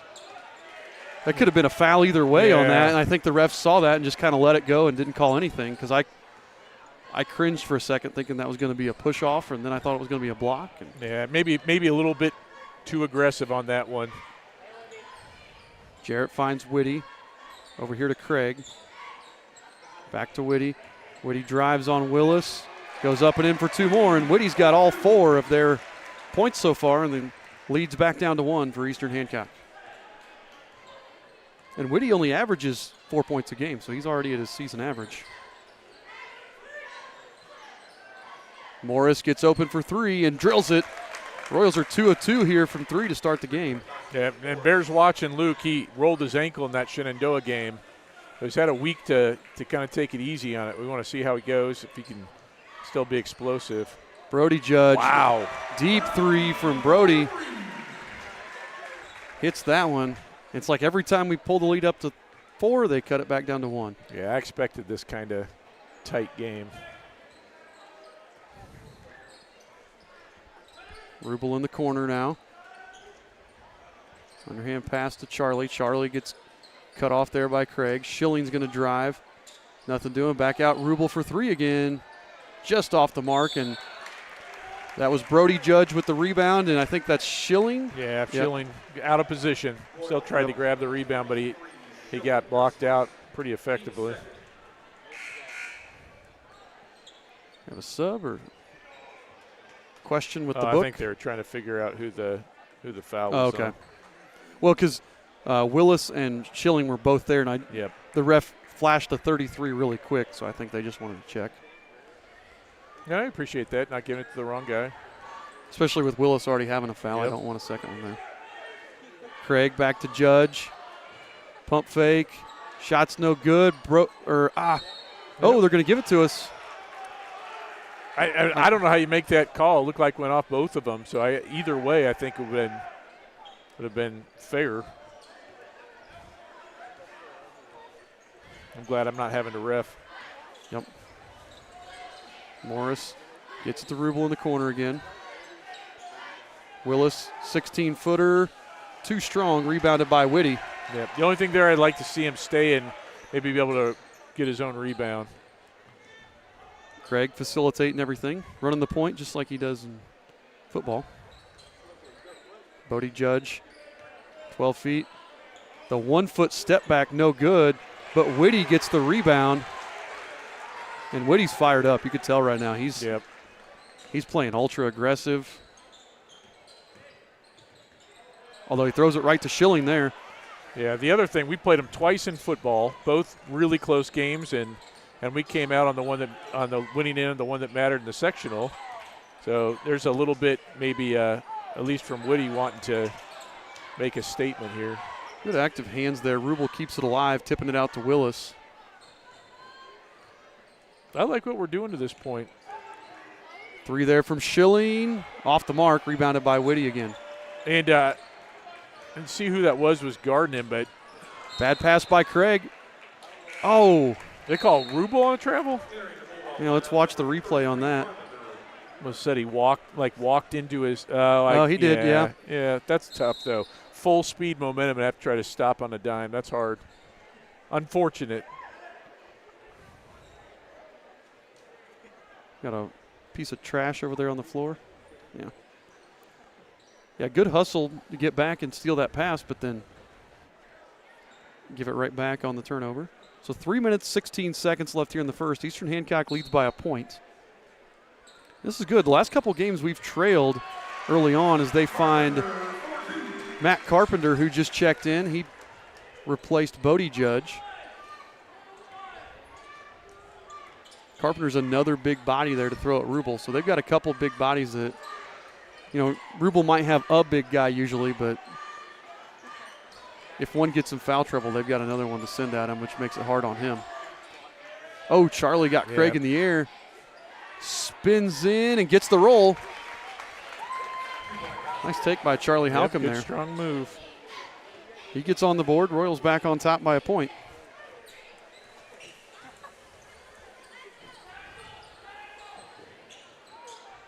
Craig up top to Judge. Judge, runner, falls. That was a tough shot. Yes, it was. I mean, if he's going to hit those shots, that's what you're going to give him, right? Yep. Your only other option is to totally clamp down and force them to kick, and then hope that they don't hit their threes. Morris to Schilling to Willis. I think Willis wants to take Whitty here. Oh, he got the foul. Willis with the take here. Let's see the replay.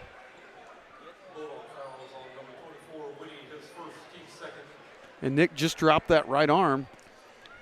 And now Caden Willis will go to the line to shoot 2.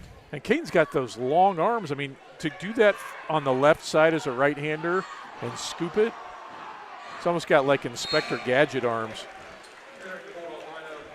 So Judge coming back into the game, and we're seeing the first time Quinn Wilkins, number 5, the sophomore, and then Caden Powers will replace Schilling for the Royals. Yeah, I'm anxious to see how Caden does. We noticed the height that the Bulldogs had on the JV. Their varsity's much the same. So see if how Caden can get his shot. Again, Caden Powers our best shooter, but sometimes it's just against real tall teams, it's been hard to get him that look. That was good defense. Really good defense there. And then Carpenter picks up the foul. Yep. Both Cadens teamed up for a double team. Willis comes away with the ball, gets knocked over, and he's going to get a seat. Good start from him. So both big guys with a foul, or all three of their big Yep. guys have a foul, Whitty, Carpenter, and Judge. Manship just came in. Did you say that? Yep, Manship, Powers, and it looks like Shaw's getting ready to come in. Morris gets by Wilkins, blocked by Judge, though. You know, I liked that aggressiveness. Oh. I thought Powers played this clean. Oh, he came down just that little bit. Yeah. Got him across the hand. That was a good move from Brody Judge. So Brody Judge with his 7th point, and he's going to the line to shoot a free throw. He's a 79% free throw shooter.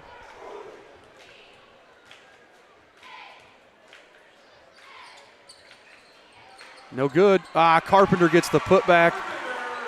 Manship lost his footing, and I don't know if Carpenter overpowered him or if they tangled feet, but the putback there turns that into a 4-point possession. Shaw to Rubel, another 3 from Rubel. Short. Oh, they're going to get a travel on Carpenter. I like how this game's being officiated to this point. Very, very consistent. And that's, good call. Yep. Saves us 2 points because that would have been an easy layup there. Yeah, it was much the same as the one that With Rubel Rubel. got called on. Yep. Yeah. Going for a loose ball and just not being able to stop your momentum. So Eastern Hancock trails by 5. Under a minute to go. Manship, short jumper, can't get it. Judge up ahead to his brother. Oh, my goodness. Yep. Shaw was right there, deflected the pass. Yeah, that was unfortunate. Looked like a deep ball in football, and Shaw just couldn't find it. We got to be. There's Powers for 3. That's Got it. huge. I was just going to say we got to be careful about letting it lose touch a little bit here. Now we got to get a stop. Maybe we get one final shot if they go a little bit early. So down to a 4-point lead again here for the Lapel Bulldogs.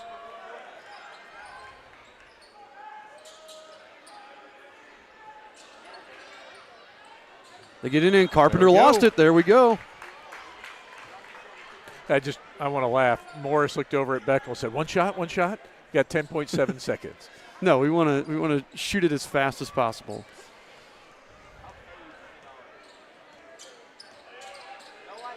They get it into Rubel, out to Powers. I think he got hit on the arm. I thought he did too. See it on the replay. Maybe, maybe not. I don't know. Yeah, it's hard to tell. Not a bad first quarter. Nope, not a bad first quarter, but Eastern Hancock does trail by 4 as Brody Judge has 9 for them. So we got to find a way to slow him down, but I like how we're playing everybody else right now. So we're going to step away for just a sec, and we'll be back after a word from these sponsors. Discover the taste of summer at Paxton Farms Sweet Corn. Located just north of Maxwell, 2 miles west of State Road 9 on 600 North. Our sweet corn is handpicked, bringing sunshine to every bite. But that's not all. Capture picturesque memories in our fields of vibrant sunflowers, perfect for photos. Bring the joy of Paxton Farms Sweet Corn to your summer gatherings. Visit us today and experience the sweetness that keeps people coming back for more. Find us on Facebook, Paxton Farms Sweet Corn. Paxton Farms Sweet Corn, the sweetest taste of summer. You're right, the band's pretty good. Yeah, this is – so one thing, when I was here for the girls' game back in December, the Lapel band is awesome.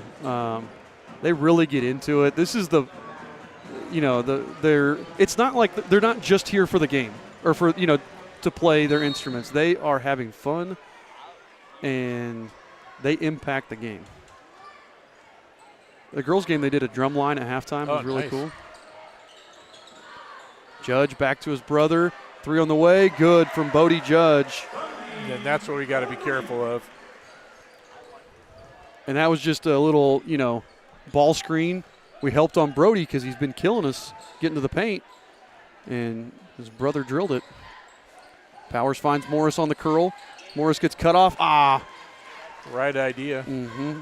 That no-look pass gets stolen away by Judge. Eastern Hancock trails by 7 here. Craig over to Judge. Pump fakes, gets around Rubel, and nobody collapsed. Nope. And again, we haven't seen anybody other than the judges hit threes. You got to collapse and take away the drive right now.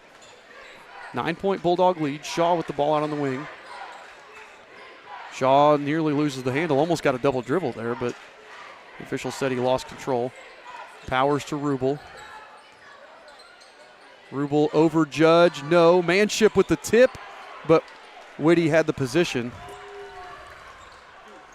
Lapel ball, they lead by 9, 6:45 to go.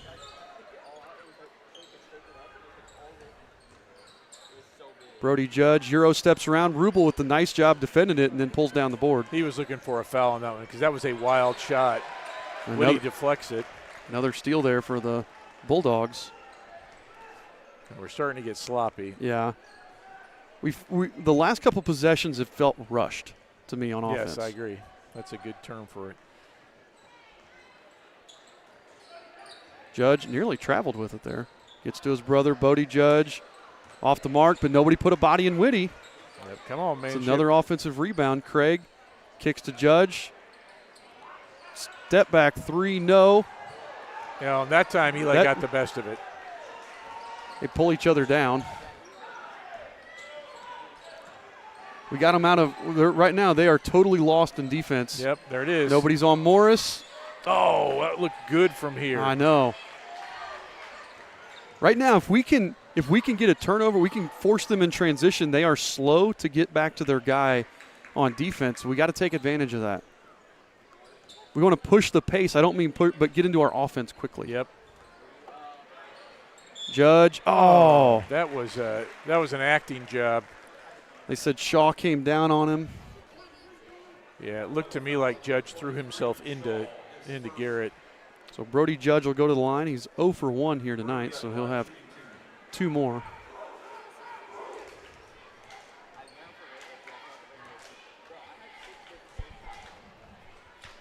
Make it 0 for 2. Yeah, and he's a 79%. He's only missed 8 free throws all season. Schilling comes in for Morris. He's talked about Morris never comes out of games, but I think with that ankle, yep, maybe on a minute. Another miss there by Judge. Wow, he's 0 for 3 tonight. Yeah, we got an inadvertent buzzer, too. They were going to sub somebody on a make, and it didn't make. Powers for the long two. Now they'll sub it. Carpenter's coming in. The officials telling them, hey, you can't buzz the buzzer in the middle of the play there.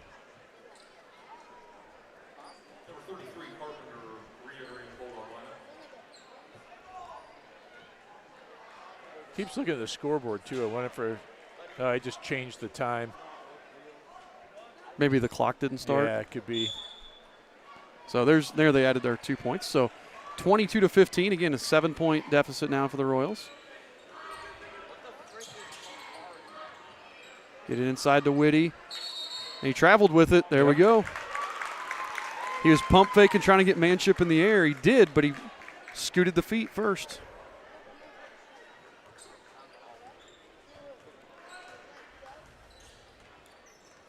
So Schilling running the point now.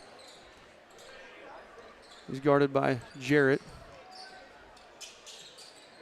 Powers back to Schilling. Yep, and a block.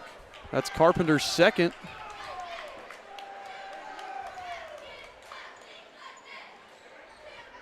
And we haven't seen Schilling play. I mean, Luke doesn't come out of games, so we haven't seen Schilling play the point at all. This is actually probably really good for us because if Luke gets in foul trouble, we haven't seen anybody else run the point this year. I think the closest was probably Schilling a couple possessions or Willis a couple possessions. Nice. He lost the handle, but goes right back up, and then there's the foul on Whitty. So now Whitty with 2, Carpenter with 2, and we're not even halfway through the second quarter.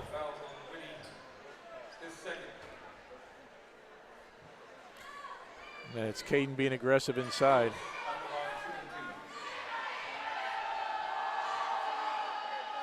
Willis no good. Nobody can shoot free throws tonight. Devin Craig comes back in for the Bulldogs.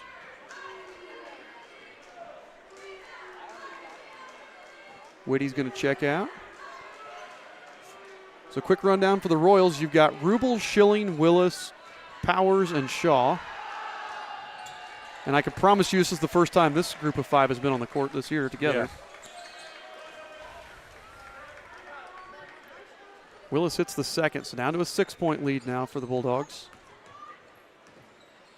Craig to Jarrett. Back to Craig. 3 from him is good. Yeah, it's a big shot for them. They'd kind of gone stale a little bit. And there's a timeout. Coach Cherry wants the timeout, and that's going to get us to it's just a 30. I want to do one thing, though. We talked about this in the girls' game last night. We have not asked anybody for money for, last 2 years, really. But, I was looking the other day. We have had over 60,000 views just this school year on the Eastern Hancock Sports Network. So if you are if you're somebody that's enjoyed watching this year and you want to throw $5 to the athletic department, you can go to that website right there, or you can scan that QR code and donate to our athletic department. We talked about it in the JV game. We have the most fantastic athletic department as far as helping us and supporting us. Again, we have like Adam Barton will help us do games. We have administrators that help us do games. If you want to donate back to the athletic department to help support them, if you've gotten a couple dollars worth of enjoyment out of, well, probably not out of listening to Scott and I, but listening to someone. Oh, Rubel gets his own board. You can give back. Charlie with the deep 3 off the mark. Another tip. Willis, and another foul there. That was going to be It's either Judge or Craig coming over. Yeah. They gave it to Judge, so all 3 bigs now with 2 fouls for the Bulldogs. And that's just hustle. That was Rubel hustling. That was Willis hustling. That was everybody just putting in the extra effort for the Royals. Yeah, I like that. Willis too strong.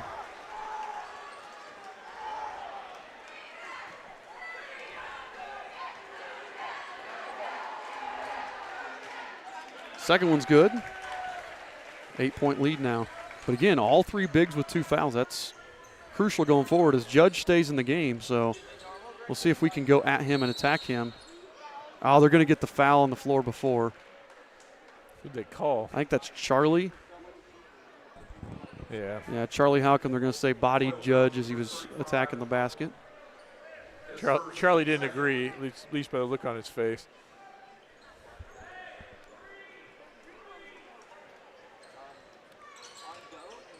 Craig, gets Judge on the slip. Bodie Judge lays it in. He's got 7. Yeah, he got inside. I don't know if that was Willis or on the switch, but. It was the exact same play we ran on the other side that got Willis a layup last time. Willis attacks, lost it out of bounds. Yeah. He thought Powers was cutting to the basket. Powers flashed to the corner instead. And who did we have? Luke Jones checked in. We saw Luke in the JV game. And again, you've got a 4th guy that's 6'3" or taller that you can throw out there to help on the glass. That's tough. Judge, nearly a really slick move for him, but can't finish, and Powers with the rebound. There you go, Caden. I think Caden lost, if you watched right before that shot, he kind of lost the handle on it just a touch and didn't step into that shot as clean as he would have liked. Yeah, that didn't look like something. He didn't normally miss by that much. Morris comes back in. He'll replace Powers. Good job. I mean, Powers, 5 points. He's our leading scorer. So a couple big plays by him. Craig. We get the block call on Morris. And Luke knows he's going to get 1 or 2 of those, but because he's going to try to take a charge. If you don't watch the Royals a lot, Luke will get 1 or 2 charges and 1 or 2 blocks every game. That is one of the things that he is best at. Yep. And he knows he's not going to get them all, but I love the way he keeps trying. Nice job by Willis coming back over there to clean that up. Yeah, Judge got the better of Charlie on that possession, and Willis stayed home. That was and Judge had 9 in the first quarter, has not scored this one. Yep. They lob it into Bodie Judge. He's working on Rubel. Kicks out. 3. What do we got here? Judge just picked up his third. There we go. Wow. That was a risk. He and Rubel were fighting. Paying off. So watch this underneath. I mean, you got to know when you got 2 fouls. Yep. That's not a risk you're wanting to take there on the glass. Carpenter comes back in, but he is not Judge. And Carpenter's got 2 fouls as well. And this is the 4th team foul, so we're a bonus for the rest of the half. And we could use some freebies at the line. So Morris to Schilling. Throws it into Willis. Gets poked out to the corner now. You know what, though? I like he found Luke instead of just trying to throw it off a guy. Yeah, I do too. Morris back to Schilling. Schilling tries driving and just lost it. Oh, they're going to give him. Oh, they're going to get the travel. Travel? I thought we were going to get a. I did too. Why would you call a travel when it went out of bounds there anyway? I mean, why not just say no call and save yourself the half a calorie that you burned signaling a travel? I like the effort, though, from Luke. I like going it. Judge couldn't handle it. Charlie going the other way. Hey, that's goaltend. Oh, sorry. I shouldn't yell. What is it, basket interference or goaltending? You don't see that in at least our size high school games very often. Yep, because that definitely hit the backboard first before he knocked it away. So Charlie with his 4th point. Yep, Brody Judge comes out. And Judge, when he gave up that turnover and he was just kind of waiting, you could tell he wasn't sprinting up there to try to get in front of Charlie. He was waiting for that block and waited a little bit too long. So 2 minutes to go here in the half. A weave here. Craig finds Jones to Jarrett. Back to Craig for 3. Off the mark, and Rubel just grabs it over Carpenter. That was a good rebound. And I don't know that Rubel had position necessarily. That was I want it more. And Carpenter just being really, knowing that we've already got 1 big with 3, I got to be super smart here. Yep. That looks like they're playing his own now. Oh, bad pass by Charlie. Craig lays it in for 2. Yeah, Craig was watching that the whole way. And we've seen him in football. He's a smart player. He's a crafty player.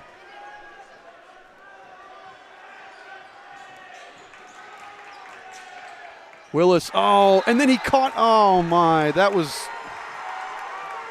Yeah, I think he thought he was getting a foul. I mean, that's a good play from the Bulldogs, but Willis thought he was getting the foul, and if he doesn't grab it, then it's our ball. But you're right, he heard the whistle and thought it's a foul. Jarrett over to Wilkins. Under a minute to play. Let's see if they are going to hold or if they're going to go for it up by 10. Jarrett hands off to Jones, back to Jarrett. Craig now with the ball between the volleyball line and 3-point arc.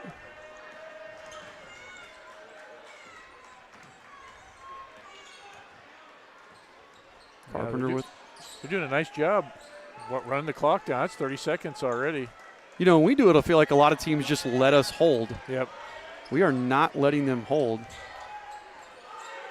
Yeah, it's infinitely tougher, especially when they're not doing a lot of passing. It's real easy to lose control of the ball.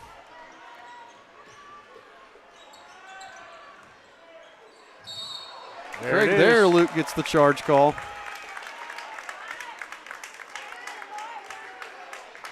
That's Craig's first. Now, they took almost an entire minute off the clock, so we're going to have to be smart. Just like the end of the first, we're going to get a shot. Yep.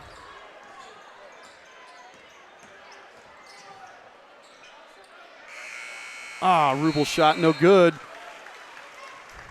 But at the end of the first half, Eastern Hancock trails by 10, 29-19. So I think you hate the 10-point deficit, but they've shot the ball really well. Yep. And we have have we hit a 3 other than Powers? I don't think Rubel so. hit that 3 to start the game. The very first one, yep. So we have not shot the ball particularly well. And you got all their bigs in at least minor foul trouble, which is going to be critical moving forward to see if they have enough guys to keep doing that. Because right now this game is going to be won or lost in the paint. Yep, I agree. It's a game where they're really pounding on each other inside. It's going to be win or loss there. So we're going to step away here for our halftime break. We'll be back after the Dave's Express Care halftime show and a word from these sponsors.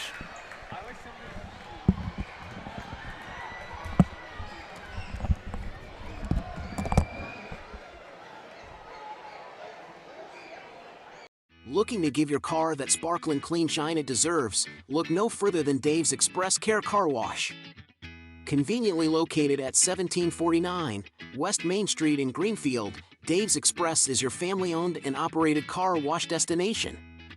Choose from our wide range of wash packages. And while your car gets pampered, you can indulge your taste buds at Dave's Express Grill. Have a bite of the world-famous Super Tenderloin Sandwich. Dave's Express Care Car Wash, where exceptional service meets unbeatable value. Experience the difference today. We all need to eat more vegetables, but we run into the same problems every time we go to eat them.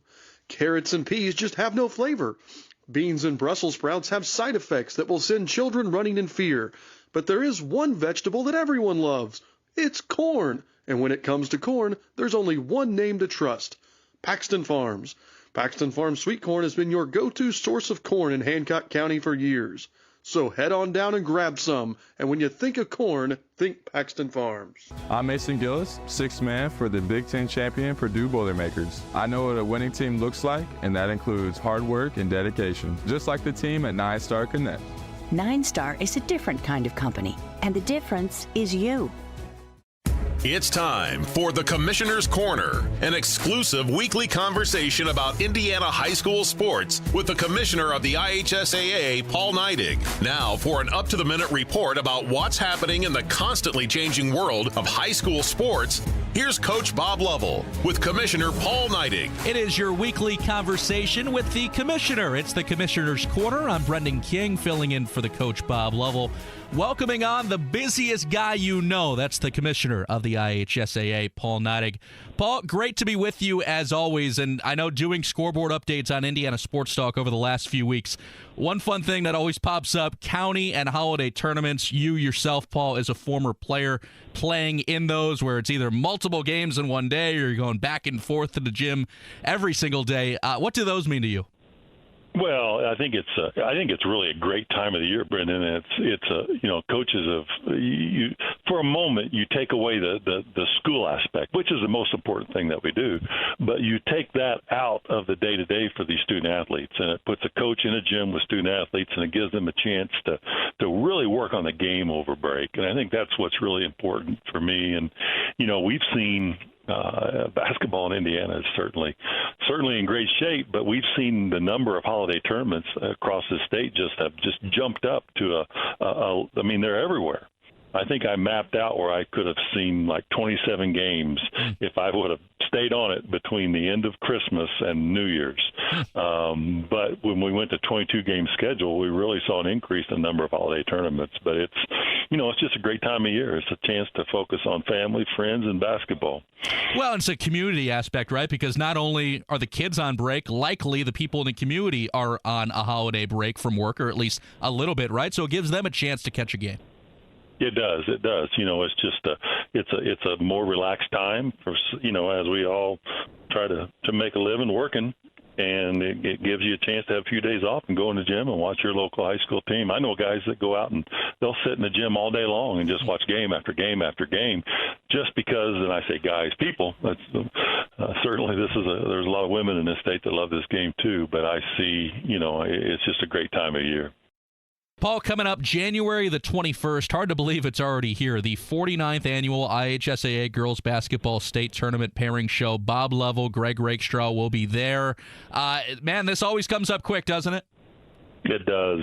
And I was just with Assistant Commissioner Janie Elmer, who oversees girls basketball, just a few minutes ago, and she's in her office and got spreadsheets laid out across her desk, and she's working on what officials' assignments may be in the future. She's working on her communications to schools as far as operation of the tournament. And it's Tournament Central in her office today, and it has been all week, just getting ready to put on another IHSAA state tournament on the girls' side. Again, that's January 21st, the pairing show with Coach Lovell and Greg Rakestraw. I'm Brendan King here filling in for Coach on the Commissioner's Corner, along with Paul Neidig. Paul, we were just talking off the air. Not only is the pairing show coming right up, so is wrestling season, and some changes coming to especially where wrestling is going to be held for the state championship, right?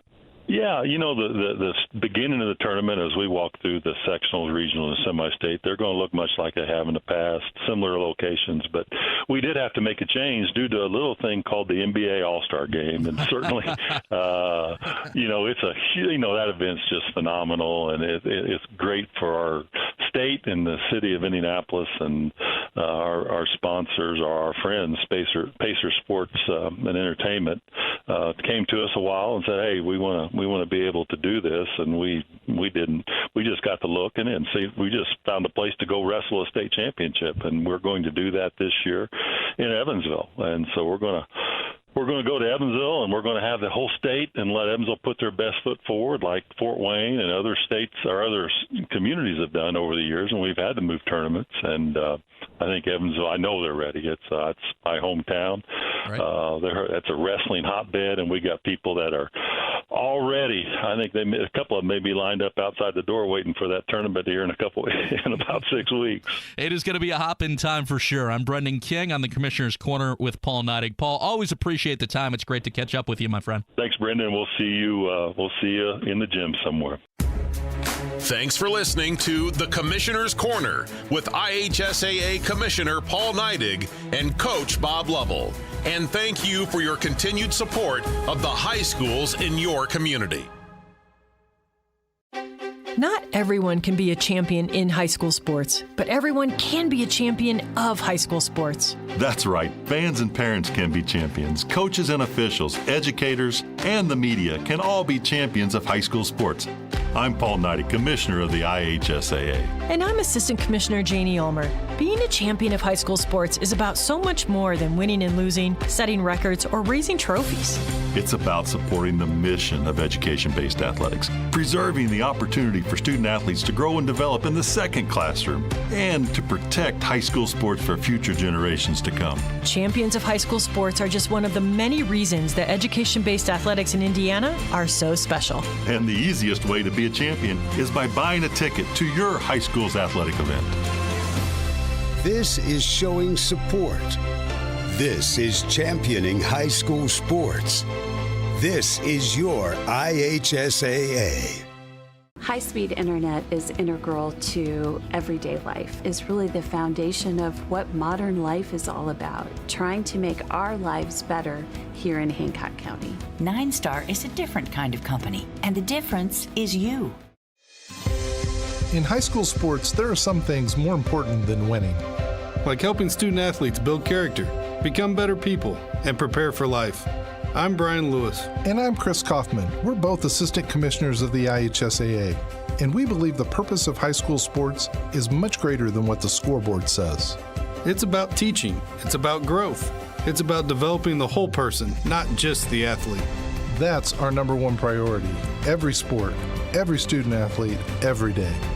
Let's champion what we believe in, like learning, like character, like integrity. If you support the mission of high school sports and the life lessons they teach, then buy a ticket to your high school's athletic events. Join us in being a champion of high school sports. All right, folks, hopefully you enjoyed the Dave's Express Care Car Wash halftime show. Quick rundown of stats here. For the Royals, they're led in scoring by Caden Powers with 5. Caden Willis and Charlie Halcomb each have 4. Caden Rubel and Luke Morris with 3 points apiece. Rubel leading us with 5 rebounds. Willis has 4, though. So Willis not necessarily scoring like he did last week, but his effort and his play is reminiscent of how he played last weekend. So he's doing well there. Both teams shooting just bad from the free throw line. Eastern Hancock is 2 of 6, Lapel 2 of 5. Very similar from three-point range. Royals are 31%. Bulldogs are 37%. And as we said, the Bulldogs are led in scoring by Brody Judge with 9, and Bodie Judge has 7. But Brody did not score in the second quarter, so we held him in check. And again, the thing to watch here going forward is going to be the fouls. Bodie Judge, number 30, has 3. And we have Carpenter with 2 and Whitty with 2. Yeah, to me, that's the story of the first half, those Lapel guys getting in foul trouble. So 10-point deficit. We saw the JV overcome.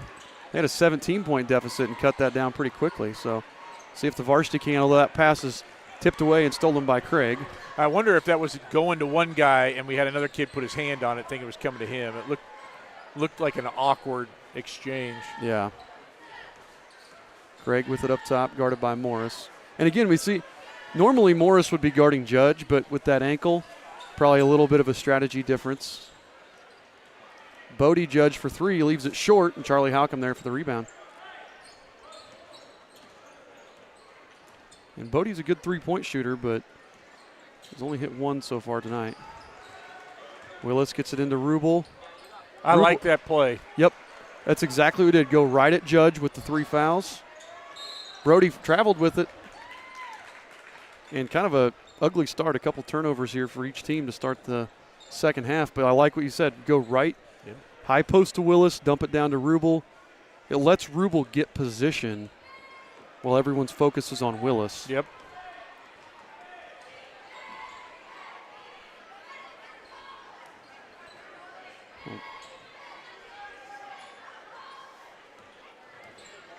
So Rubel's just kind of hanging out here. There's Willis for 3. Leaves it short, and Whitty for the rebound. I'm trying to figure out, it looked almost like a hybrid of a man in a zone there. Whitty was just kind of camped out down low, and I couldn't tell up front what they're doing. Willis goes for the steal, and he went with the wrong hand. I think if he goes with the other hand, he's able to not pick up that foul. But man, and we drilled that at least once a week with Coach Robbins' guys, the DBs, that offhand. Yep, go with the offhand. Knock it down, go for the deflection and not the pick. So Willis, he's the only Royal with 2, so nobody in foul trouble for Eastern Hancock. So Jarrett brings it across. Gets it over here to Craig. Back up top to Jarrett. Finds Brody Judge. He's going to get kind of a screen from his brother. Back to Jarrett, back to Brody. Get a good look at 3, takes it, no good, rebounded by Schilling. I thought Charlie defended that 3 pretty well. Got a hand up in Judge's face, and oh, wow. Schilling has his pocket picked by Judge. That's hard to do like that because Schilling was going full speed. Craig will bury the 3, and I thought Schilling got back and got a hand up, but Craig just gets it right over the fingertips. Get a timeout here by Coach Bechtel. 30-second timeout, and we're going to step aside and hear from our friends at the IHSAA. Some see a student athlete working hard in the weight room. We see a future leader learning there are no shortcuts to success. Some see a start to a swim meet. We see the starting blocks for life. Proud to keep education in front of athletics since 1903. All right, we're back here. 5:47 left in the third quarter of this varsity game. The 9-5 Lapel Bulldogs lead the Eastern Hancock Royals by 13. Eastern Hancock ball here, and we got to go right back to Rubel. We got to attack. Although Matt Carpenter checked in for Judge, and there Whitty just picked up his 3rd. Whitty doesn't like it, but let's see it here on the replay. I'm wondering if they pulled Bodie Judge out because of that strategy, although it seems kind of strange, but it may have backfired a little bit with Whitty. It's almost the same play. Rubel just a little short. And again, both teams have been just downright bad from the free throw line. Although we keep hitting the second. Yeah. So a 12-point lead now for the Bulldogs. 5.5 minutes left here in the third quarter. Jarrett to Carpenter to Whitty. Jarrett nearly loses it. Gets it back, gets it out to Nick Whitty. Nick gets it to Brody Judge. Thought about the step back and kicks it out to Craig instead. Craig gets the corner, puts up a wild shot just looking for the foul. It was a good run by. Like Luke Morris just kind of ran by, didn't really do anything defensively, but forced him into a wild shot. Yeah, he had brought it back down to his hip and then just threw it up, and Rubel easily cleaned that board up. Morris gets a corner, and Whitty just picked up his fourth. Whitty reached in there, picks up his fourth foul, and you talked about it at halftime, the fouls. Now you've got Judge with 3, Whitty with 4. Carpenter's the only one, and he still has 2. As Luke, I think Luke tweaked his ankle again. Think so. I didn't see him. That when he went through to make his move, he kind of looked real awkward. Now he'll never say anything, but it looked awkward. Well, he doesn't typically airball free throws. So look at Willis. But then we lose it out of bounds. Yeah. I like the hustle. Yep. This is the Caden. Caden is arguably the best athlete we've had at our school in years. Yep. Just pure athleticism. And when he combines that level of effort with it, I mean, he is a monster to try to play around. Carpenter hits Craig on the roll. Back to Jones, and Jones can't handle it. Going the other way. Willis. Oh, nice play. Got Judge turned around, lays it in. Hand, looked him off. I really like how he's I don't know, almost refining his game here as we get closer to the end of the season where things are really going to start counting. 10-point lead now again. This is what it started the half with. Jarrett back to Craig in the corner. Craig gets it out, hands to Jarrett. Jarrett drives with the left hand. His floater, I thought it was going to pop out of there, but it falls.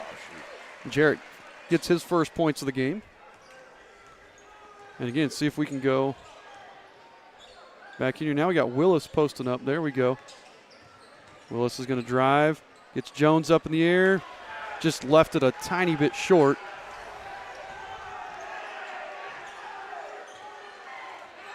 We got to be real careful. Student section starting to get into it for the Bulldogs. Jarrett working on Schilling, gets it out to Judge. Judge drives. What a move. And he picks up the foul, too, or draws the foul, I should say. I think that's going to be Willis. I think so, too. Willis, yep. I don't know how he gets through there. And that was Willis.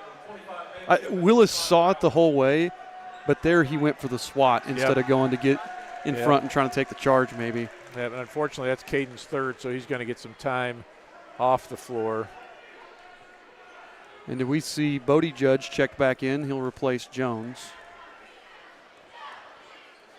Brody does hit that free throw. He was 0 of 3 before that. So lead's now up to 15 as Brody Judge leads all scorers with 12. Manship to Rubel. Out to Morris.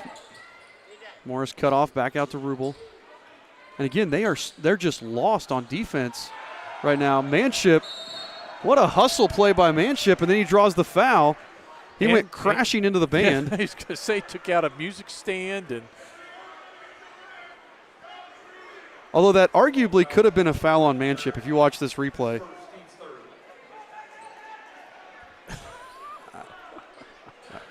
All right. Okay. Looks like the band is returning from their third quarter break and trying to figure out what happened to their sheet music. Yeah, it's like somebody broke into their house. All right, Rubel. Oh, nice shot there by Rubel.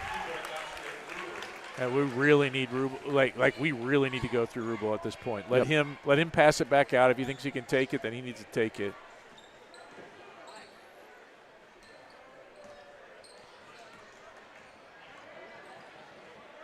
Judge to Craig, guarded by Morris. But out to Jarrett. He's going to pull it back out. 2.5 minutes left here in the third quarter. Brody Judge. Oh, they're going to get Charlie with the block.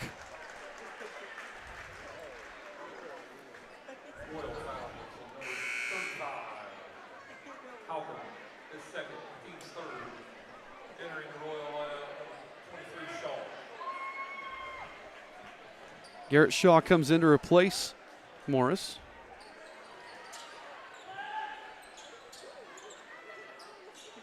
Craig for three, no. Carpenter, pulled away by Manship. Yeah, Manship. And heady enough to get it to Charlie, over to Rubel. Rubel lays it in for two more, cuts the lead back down to 11. Rubel with 8 at this point. All 5 of those 8 here in this quarter, I believe. So 2 minutes left here in the third. Bulldogs lead by 11. And this quarter's kind of been different. In the first quarter, it felt like we kept trying to pull away and they kept pulling us back. Yep. Now, every time they hit a shot, we immediately respond. Yeah, we got to stay within closing for the fourth quarter. And again, with a couple of their key guys on the bench, they're not getting in a rhythm. Yep. So maybe in the fourth, as Manship tries to poke it away from Jarrett. Judge regains control. Jarrett nearly walked with it. Back out to Judge, minute 20 left here. Judge tries to get the foul, no call. Goes right over to Carpenter.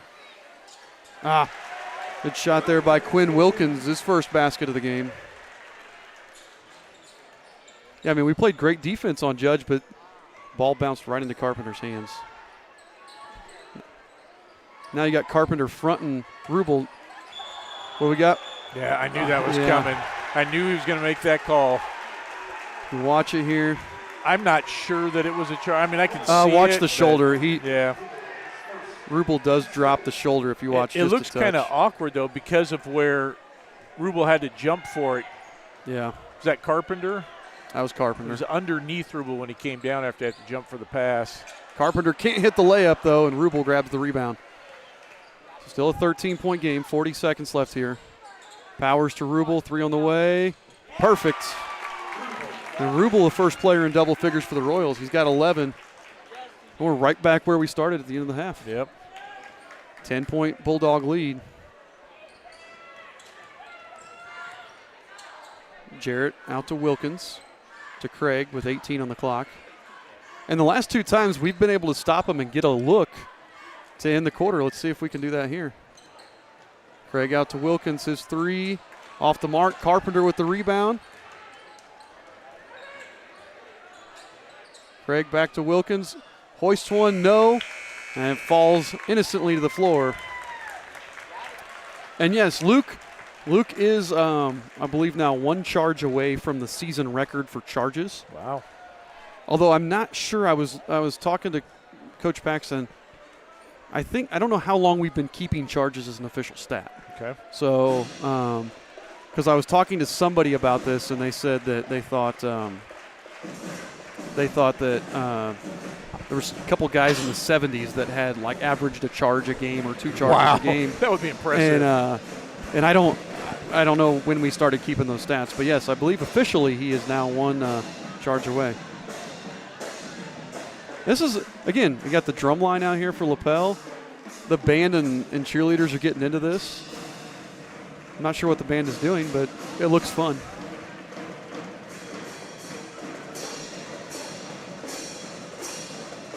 If our cameraman was paying attention, he could turn the camera and show you, but they're not, and they're done now. Oh, I missed it. The bands have their own culture, especially if you're in a place where band is really important. You see that a lot of times at universities. If you ever happen to sit by the university band, they've got their own thing going, and it can be quite entertaining. So here we go. 10-point deficit, same as it was at halftime. And I feel like this doesn't feel at all insurmountable. No, this not feels at all. like it could be done in 3 minutes. We've got to hit some shots. We got to hit some shots. I mean, so far we've held them down. Brody Judge has 3 points in the last 2 quarters. As they go into Bodie Judge, he hits it. And I'd like to see Rubel be a little more aggressive there. He's only got 1 foul. I think he'd be a little more physical and try to root Judge out. Shaw, Halcomb, Rubel, Manship, and Powers.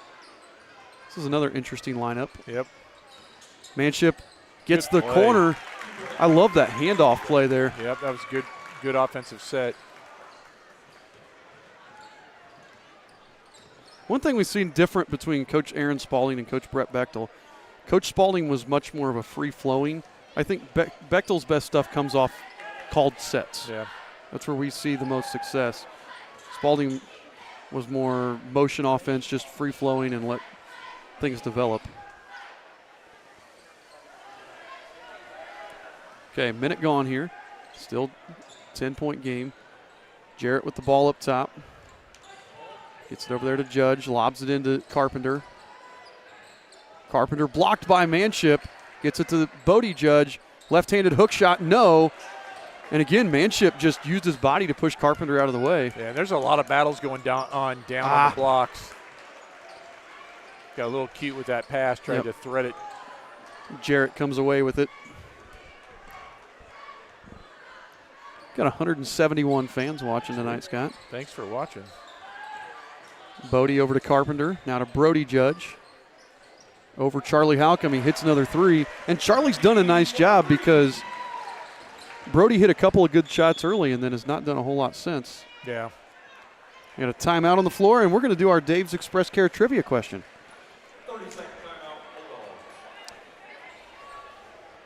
So junior Caden Rubel was recently named to the football all-state team for the 2nd time in his career. He got as a sophomore as a tight end and then as a junior. How many other players have been named all-state twice in football at Eastern Hancock? So how many other Royals have been 2-time all-state guys? And I will tell you as a bit of a hint, I believe prior to 1980, I don't know that they had a junior team. So at least we never had a junior get it prior to 1980, which means none of them could have gotten it twice. Right.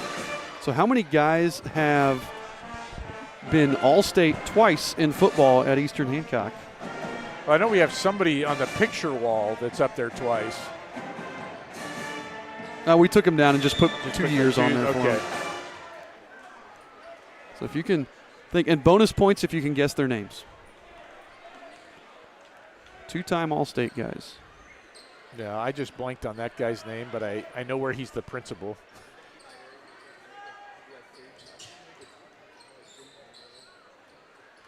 Shaw's shot is blocked. And actually, superintendent, not principal. Giving him a demotion. Let's go, boys. There you go, Charlie. There we go. Charlie gets the steal, and Bodie Judge is going to have to let him go. Oh, that was a really that was a good play. I was going to say it's a crafty play, but that was a dangerous play by Judge. Yeah, it was a missed opportunity. Judge played it smart. To his brother, leaves it short, and I think he probably got fouled on that. Look like he got pushed a little bit, but Powers comes away with another rebound. Stolen away by Whitty. Judge up ahead to Craig. Oh, good job. Wow. Craig he had an open layup, and he stopped and waited for Manship. But that was, I don't know how Manship got his arm on it. His momentum carried him almost into the student section. Somehow his arm was able to stay and disrupt Craig's shot. So here's our trivia question again. How many guys have been named All-State twice for football in Eastern Hancock history?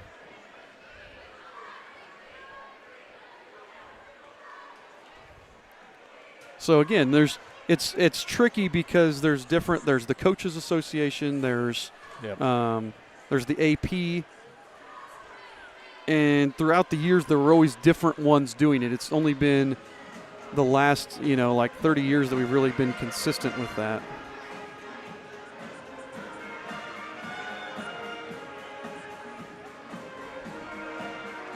Let's see if we can get some guesses.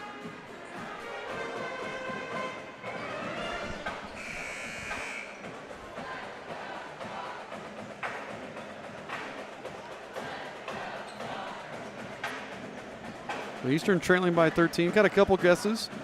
We're getting names. We're not getting totals. Can you give us a total number How many players? of guys? And Willis is back in.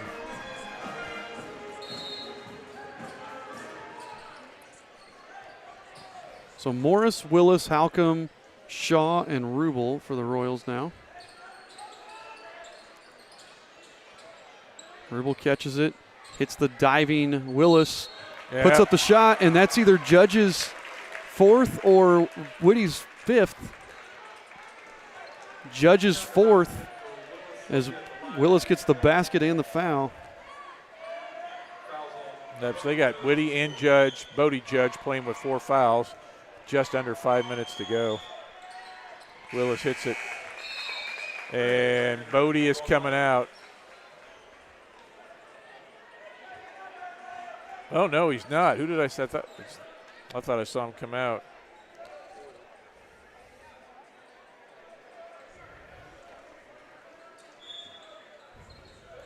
So 10-point deficit here, under 5 minutes to play.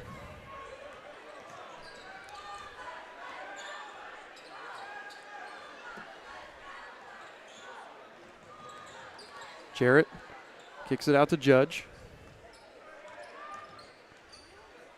Gets it over here to his brother. Bodie Judge drives in, gets Rubel up. And again, I think Rubel, he's gotten so almost like drilled into his head, don't foul, don't foul, don't foul, which he's done a fantastic job of. I'd like to see him be a little more physical in that moment. Get it over here to Morris on the near wing. Up top to Charlie. Charlie drives. He's trying to go back out to Rubel, and he travels with it.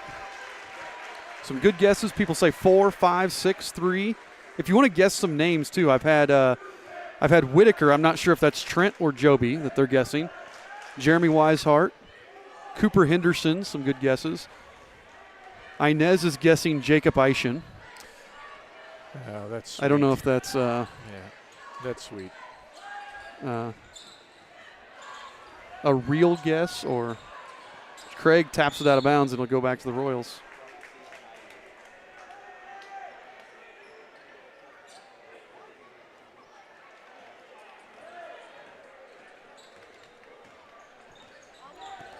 So 12-point deficit here, under 3 minutes, 40 seconds left here. Shaw in the corner with it. Up top, Willis wants to take Judge off the dribble. Morris gets it out to Rubel. Rubel tosses into the cutting Willis, poked away, but poked right into the hands of Luke Morris.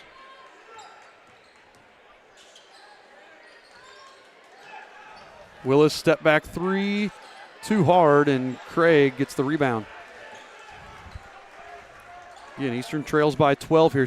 It's been stuck like at this 10 to 14-point deficit the entire second half. Yep. Jarrett over to Judge. Working on Shaw. And Shaw being physical with him there, but Shaw's going to get called for his first or second foul of the game. You have any guesses for our trivia, Scott? I think I want to guess probably 5 or 6. You have any guesses on names who it might be? I don't know, I'm trying to remember guys off the wall and names. Maybe Chris Kittner. Who's Shenandoah's superintendent right now? Kyle Barentine. Barentine, maybe. I'm trying to remember. There's a names from that era, I think, that were on there. I would guess Judge. He looked like an ankle. Yeah, that was a hard fall, but he pops up there. Maybe Kane. I mean, I know he was completely different sides of the ball, but he had an outstanding junior year and then offensively his senior year. It was Spencer? I don't know if anybody even said Spencer. Nobody guessed Spencer.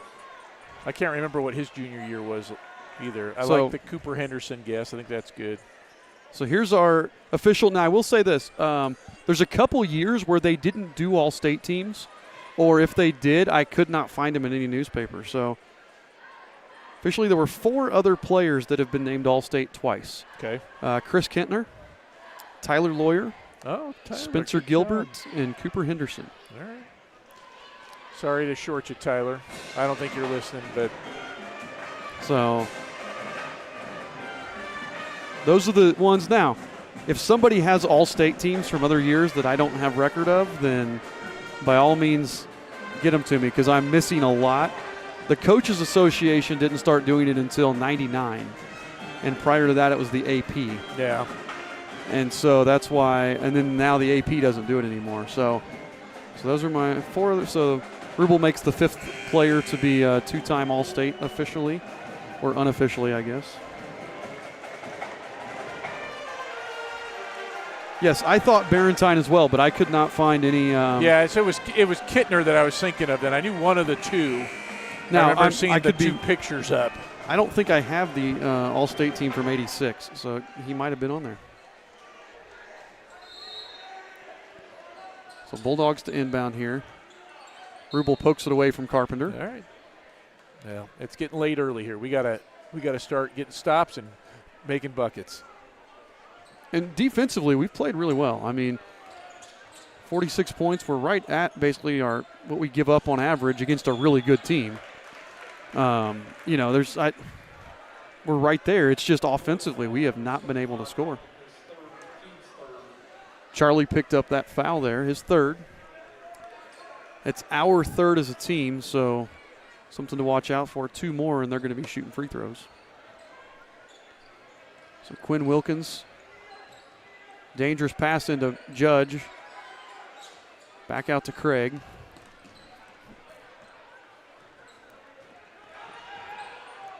Craig, somehow gets that through, but then Judge saves it right to Charlie Halcomb. Charlie lays it up and in for 2. Yep, good hustle, guys. Talon Jarrett with the ball now, guarded by Charlie. 2:13 to go, splits the defense. Kicks it out to Wilkins. Wilkins kicks it back out to Craig with 2:05 on the clock.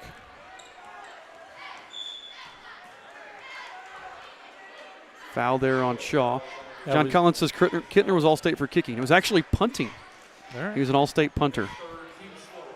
And as Dave Poff said, his numbers, he averaged like 43 yards a punt or 46 yards a punt, and Dave says they were 100% legit. If not, he got shorted.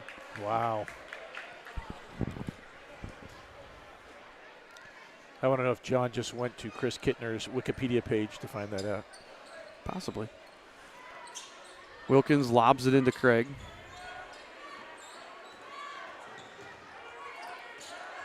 Craig poked away by Morris and then fouled by Morris. Yeah, and that's all right. That'll put him at the line, but gives us a chance.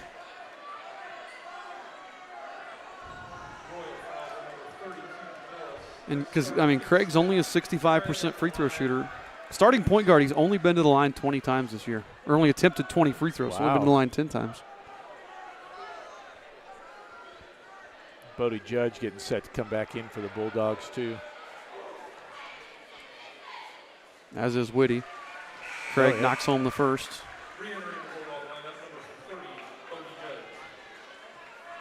John said that was his senior year. I did not realize how old you were.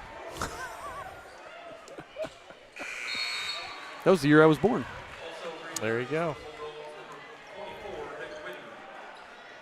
Craig hits them both, so back up to a 12-point lead, 1:53 left. Schilling coming in.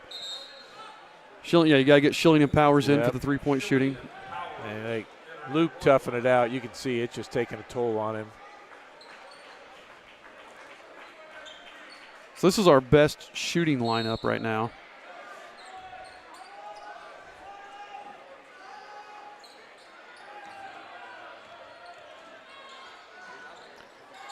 Charlie gets it up top to Powers at the volleyball line. Over here to Willis. Got to get a shot off. There we get a bump, though, on Talon Jarrett. Wow, that was a mistake.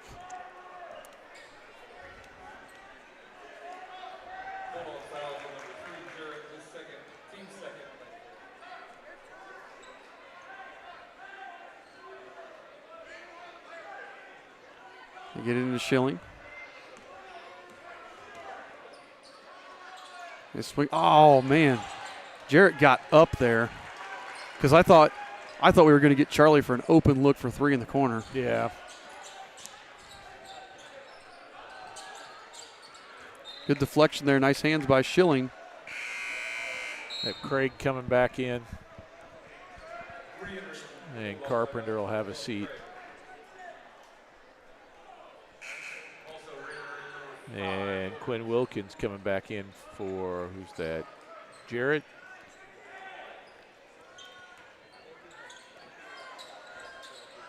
Wilkins lobs it up to Whitty. How did I know Whitty was going to get that jump ball up there? Yeah. Who they're going to call that one on? Not sure. Powers? Powers. Only his second. It sends Craig back to the line. He just hit both of his free throws.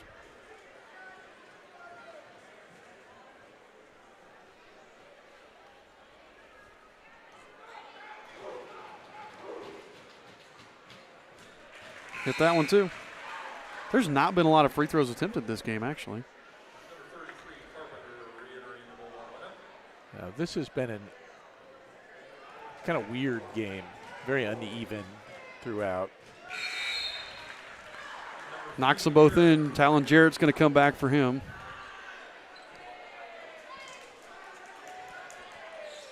And again, we just kind of got down there in the first half, and then it's just been an even game ever since. Kind of stuck at this, like we said, 10 to 14 points. I think in the second half, the closest we've gotten it has been 8, and the biggest deficit has been 17. So 55 seconds left here. And there Carpenter tripped Schilling. Just haven't been able to shoot with any consistency tonight. Nope. I don't think we've played horribly. Yeah, it's the offense. We can't.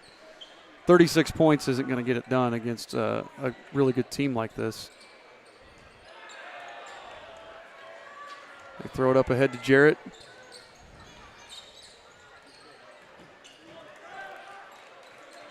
Coach Bechtel's telling him to come out, but don't foul.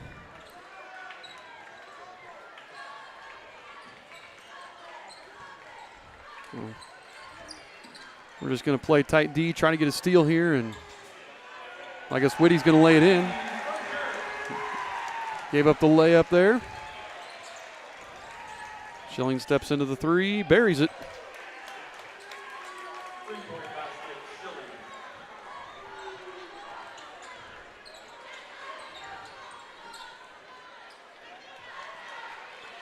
So that's going to do it here, folks. The Lapel Bulldogs come away victorious over the Eastern Hancock Royals, 52-39. Here in what was a really good game. Again, the score, it looks like a 13-point game. Doesn't look like close, but these two teams battled the entire game. The Royals played pretty well. Just again, couldn't get over that hump on offense. That was our second worst scoring output of the season, behind the 31 against Greenfield. And that 31's a little skewed because it was a running clock, so we didn't have a chance to score as many. But the Royals will be back in action tomorrow night as for homecoming as we host the Triton Central Tigers. We need everybody out. And we're also going to have a silent auction to benefit prom. I don't know if you saw the stuff for the silent auction. There is all kinds of amazing stuff. Cincinnati Reds tickets, Holiday World passes. They're going to have a silent auction for prom, so check that out. Come on out to the game. We need a big crowd. Get us back going in the right direction. Eastern Hancock now falls to 7-7 on the season. Lapel gets to double figures in the win column. They are now 10-5, having won 10 of their last 11. As we said, that game tomorrow night's not just big because it's a tough team, but that's going to be a big game because that's a sectional opponent, right? That's a team that we're going to have to play. Again, if we want to win a sectional championship, we're going to have to get through them. So let's see here. Last thing, who's our Paxton Farms player of the game tonight? I don't know. Probably Rubel, just because of throughout the game he was probably the most consistent. But it's we didn't have anybody really just kind of stand out to me. I mean, if we go through our final stats here, Brody Judge led all scorers with 15, but he had 9 in the first quarter, so we really held him down after that, and played a nice second half defensively against him. If we look at Rubel led the way for the Royals with 11. If I can get our stats to load from our stats keeper. Rubel with 11, Caden Willis with 9, Charlie Halcomb with 6, Caden Powers with 5. Luke Morris and Luke Schilling each had 3, and Manship had 2. Rubel led us in rebounds with 7, and Willis had 6. So, and again, both teams shot really similar, almost the exact same percentage from 3. Almost the Bulldogs shot just a little bit better from 2, but otherwise pretty similar for both teams. So anything else before we let everybody go? Nope. We want to thank the Lapel admin for letting us come tonight and letting us stream. They always give us permission, which is nice. We want to thank all of you, 197 people watching tonight. So thanks, everybody. We will step away, and we'll see you tomorrow night as the Royals host the Triton Central Tigers. This is the Eastern Hancock Sports Network.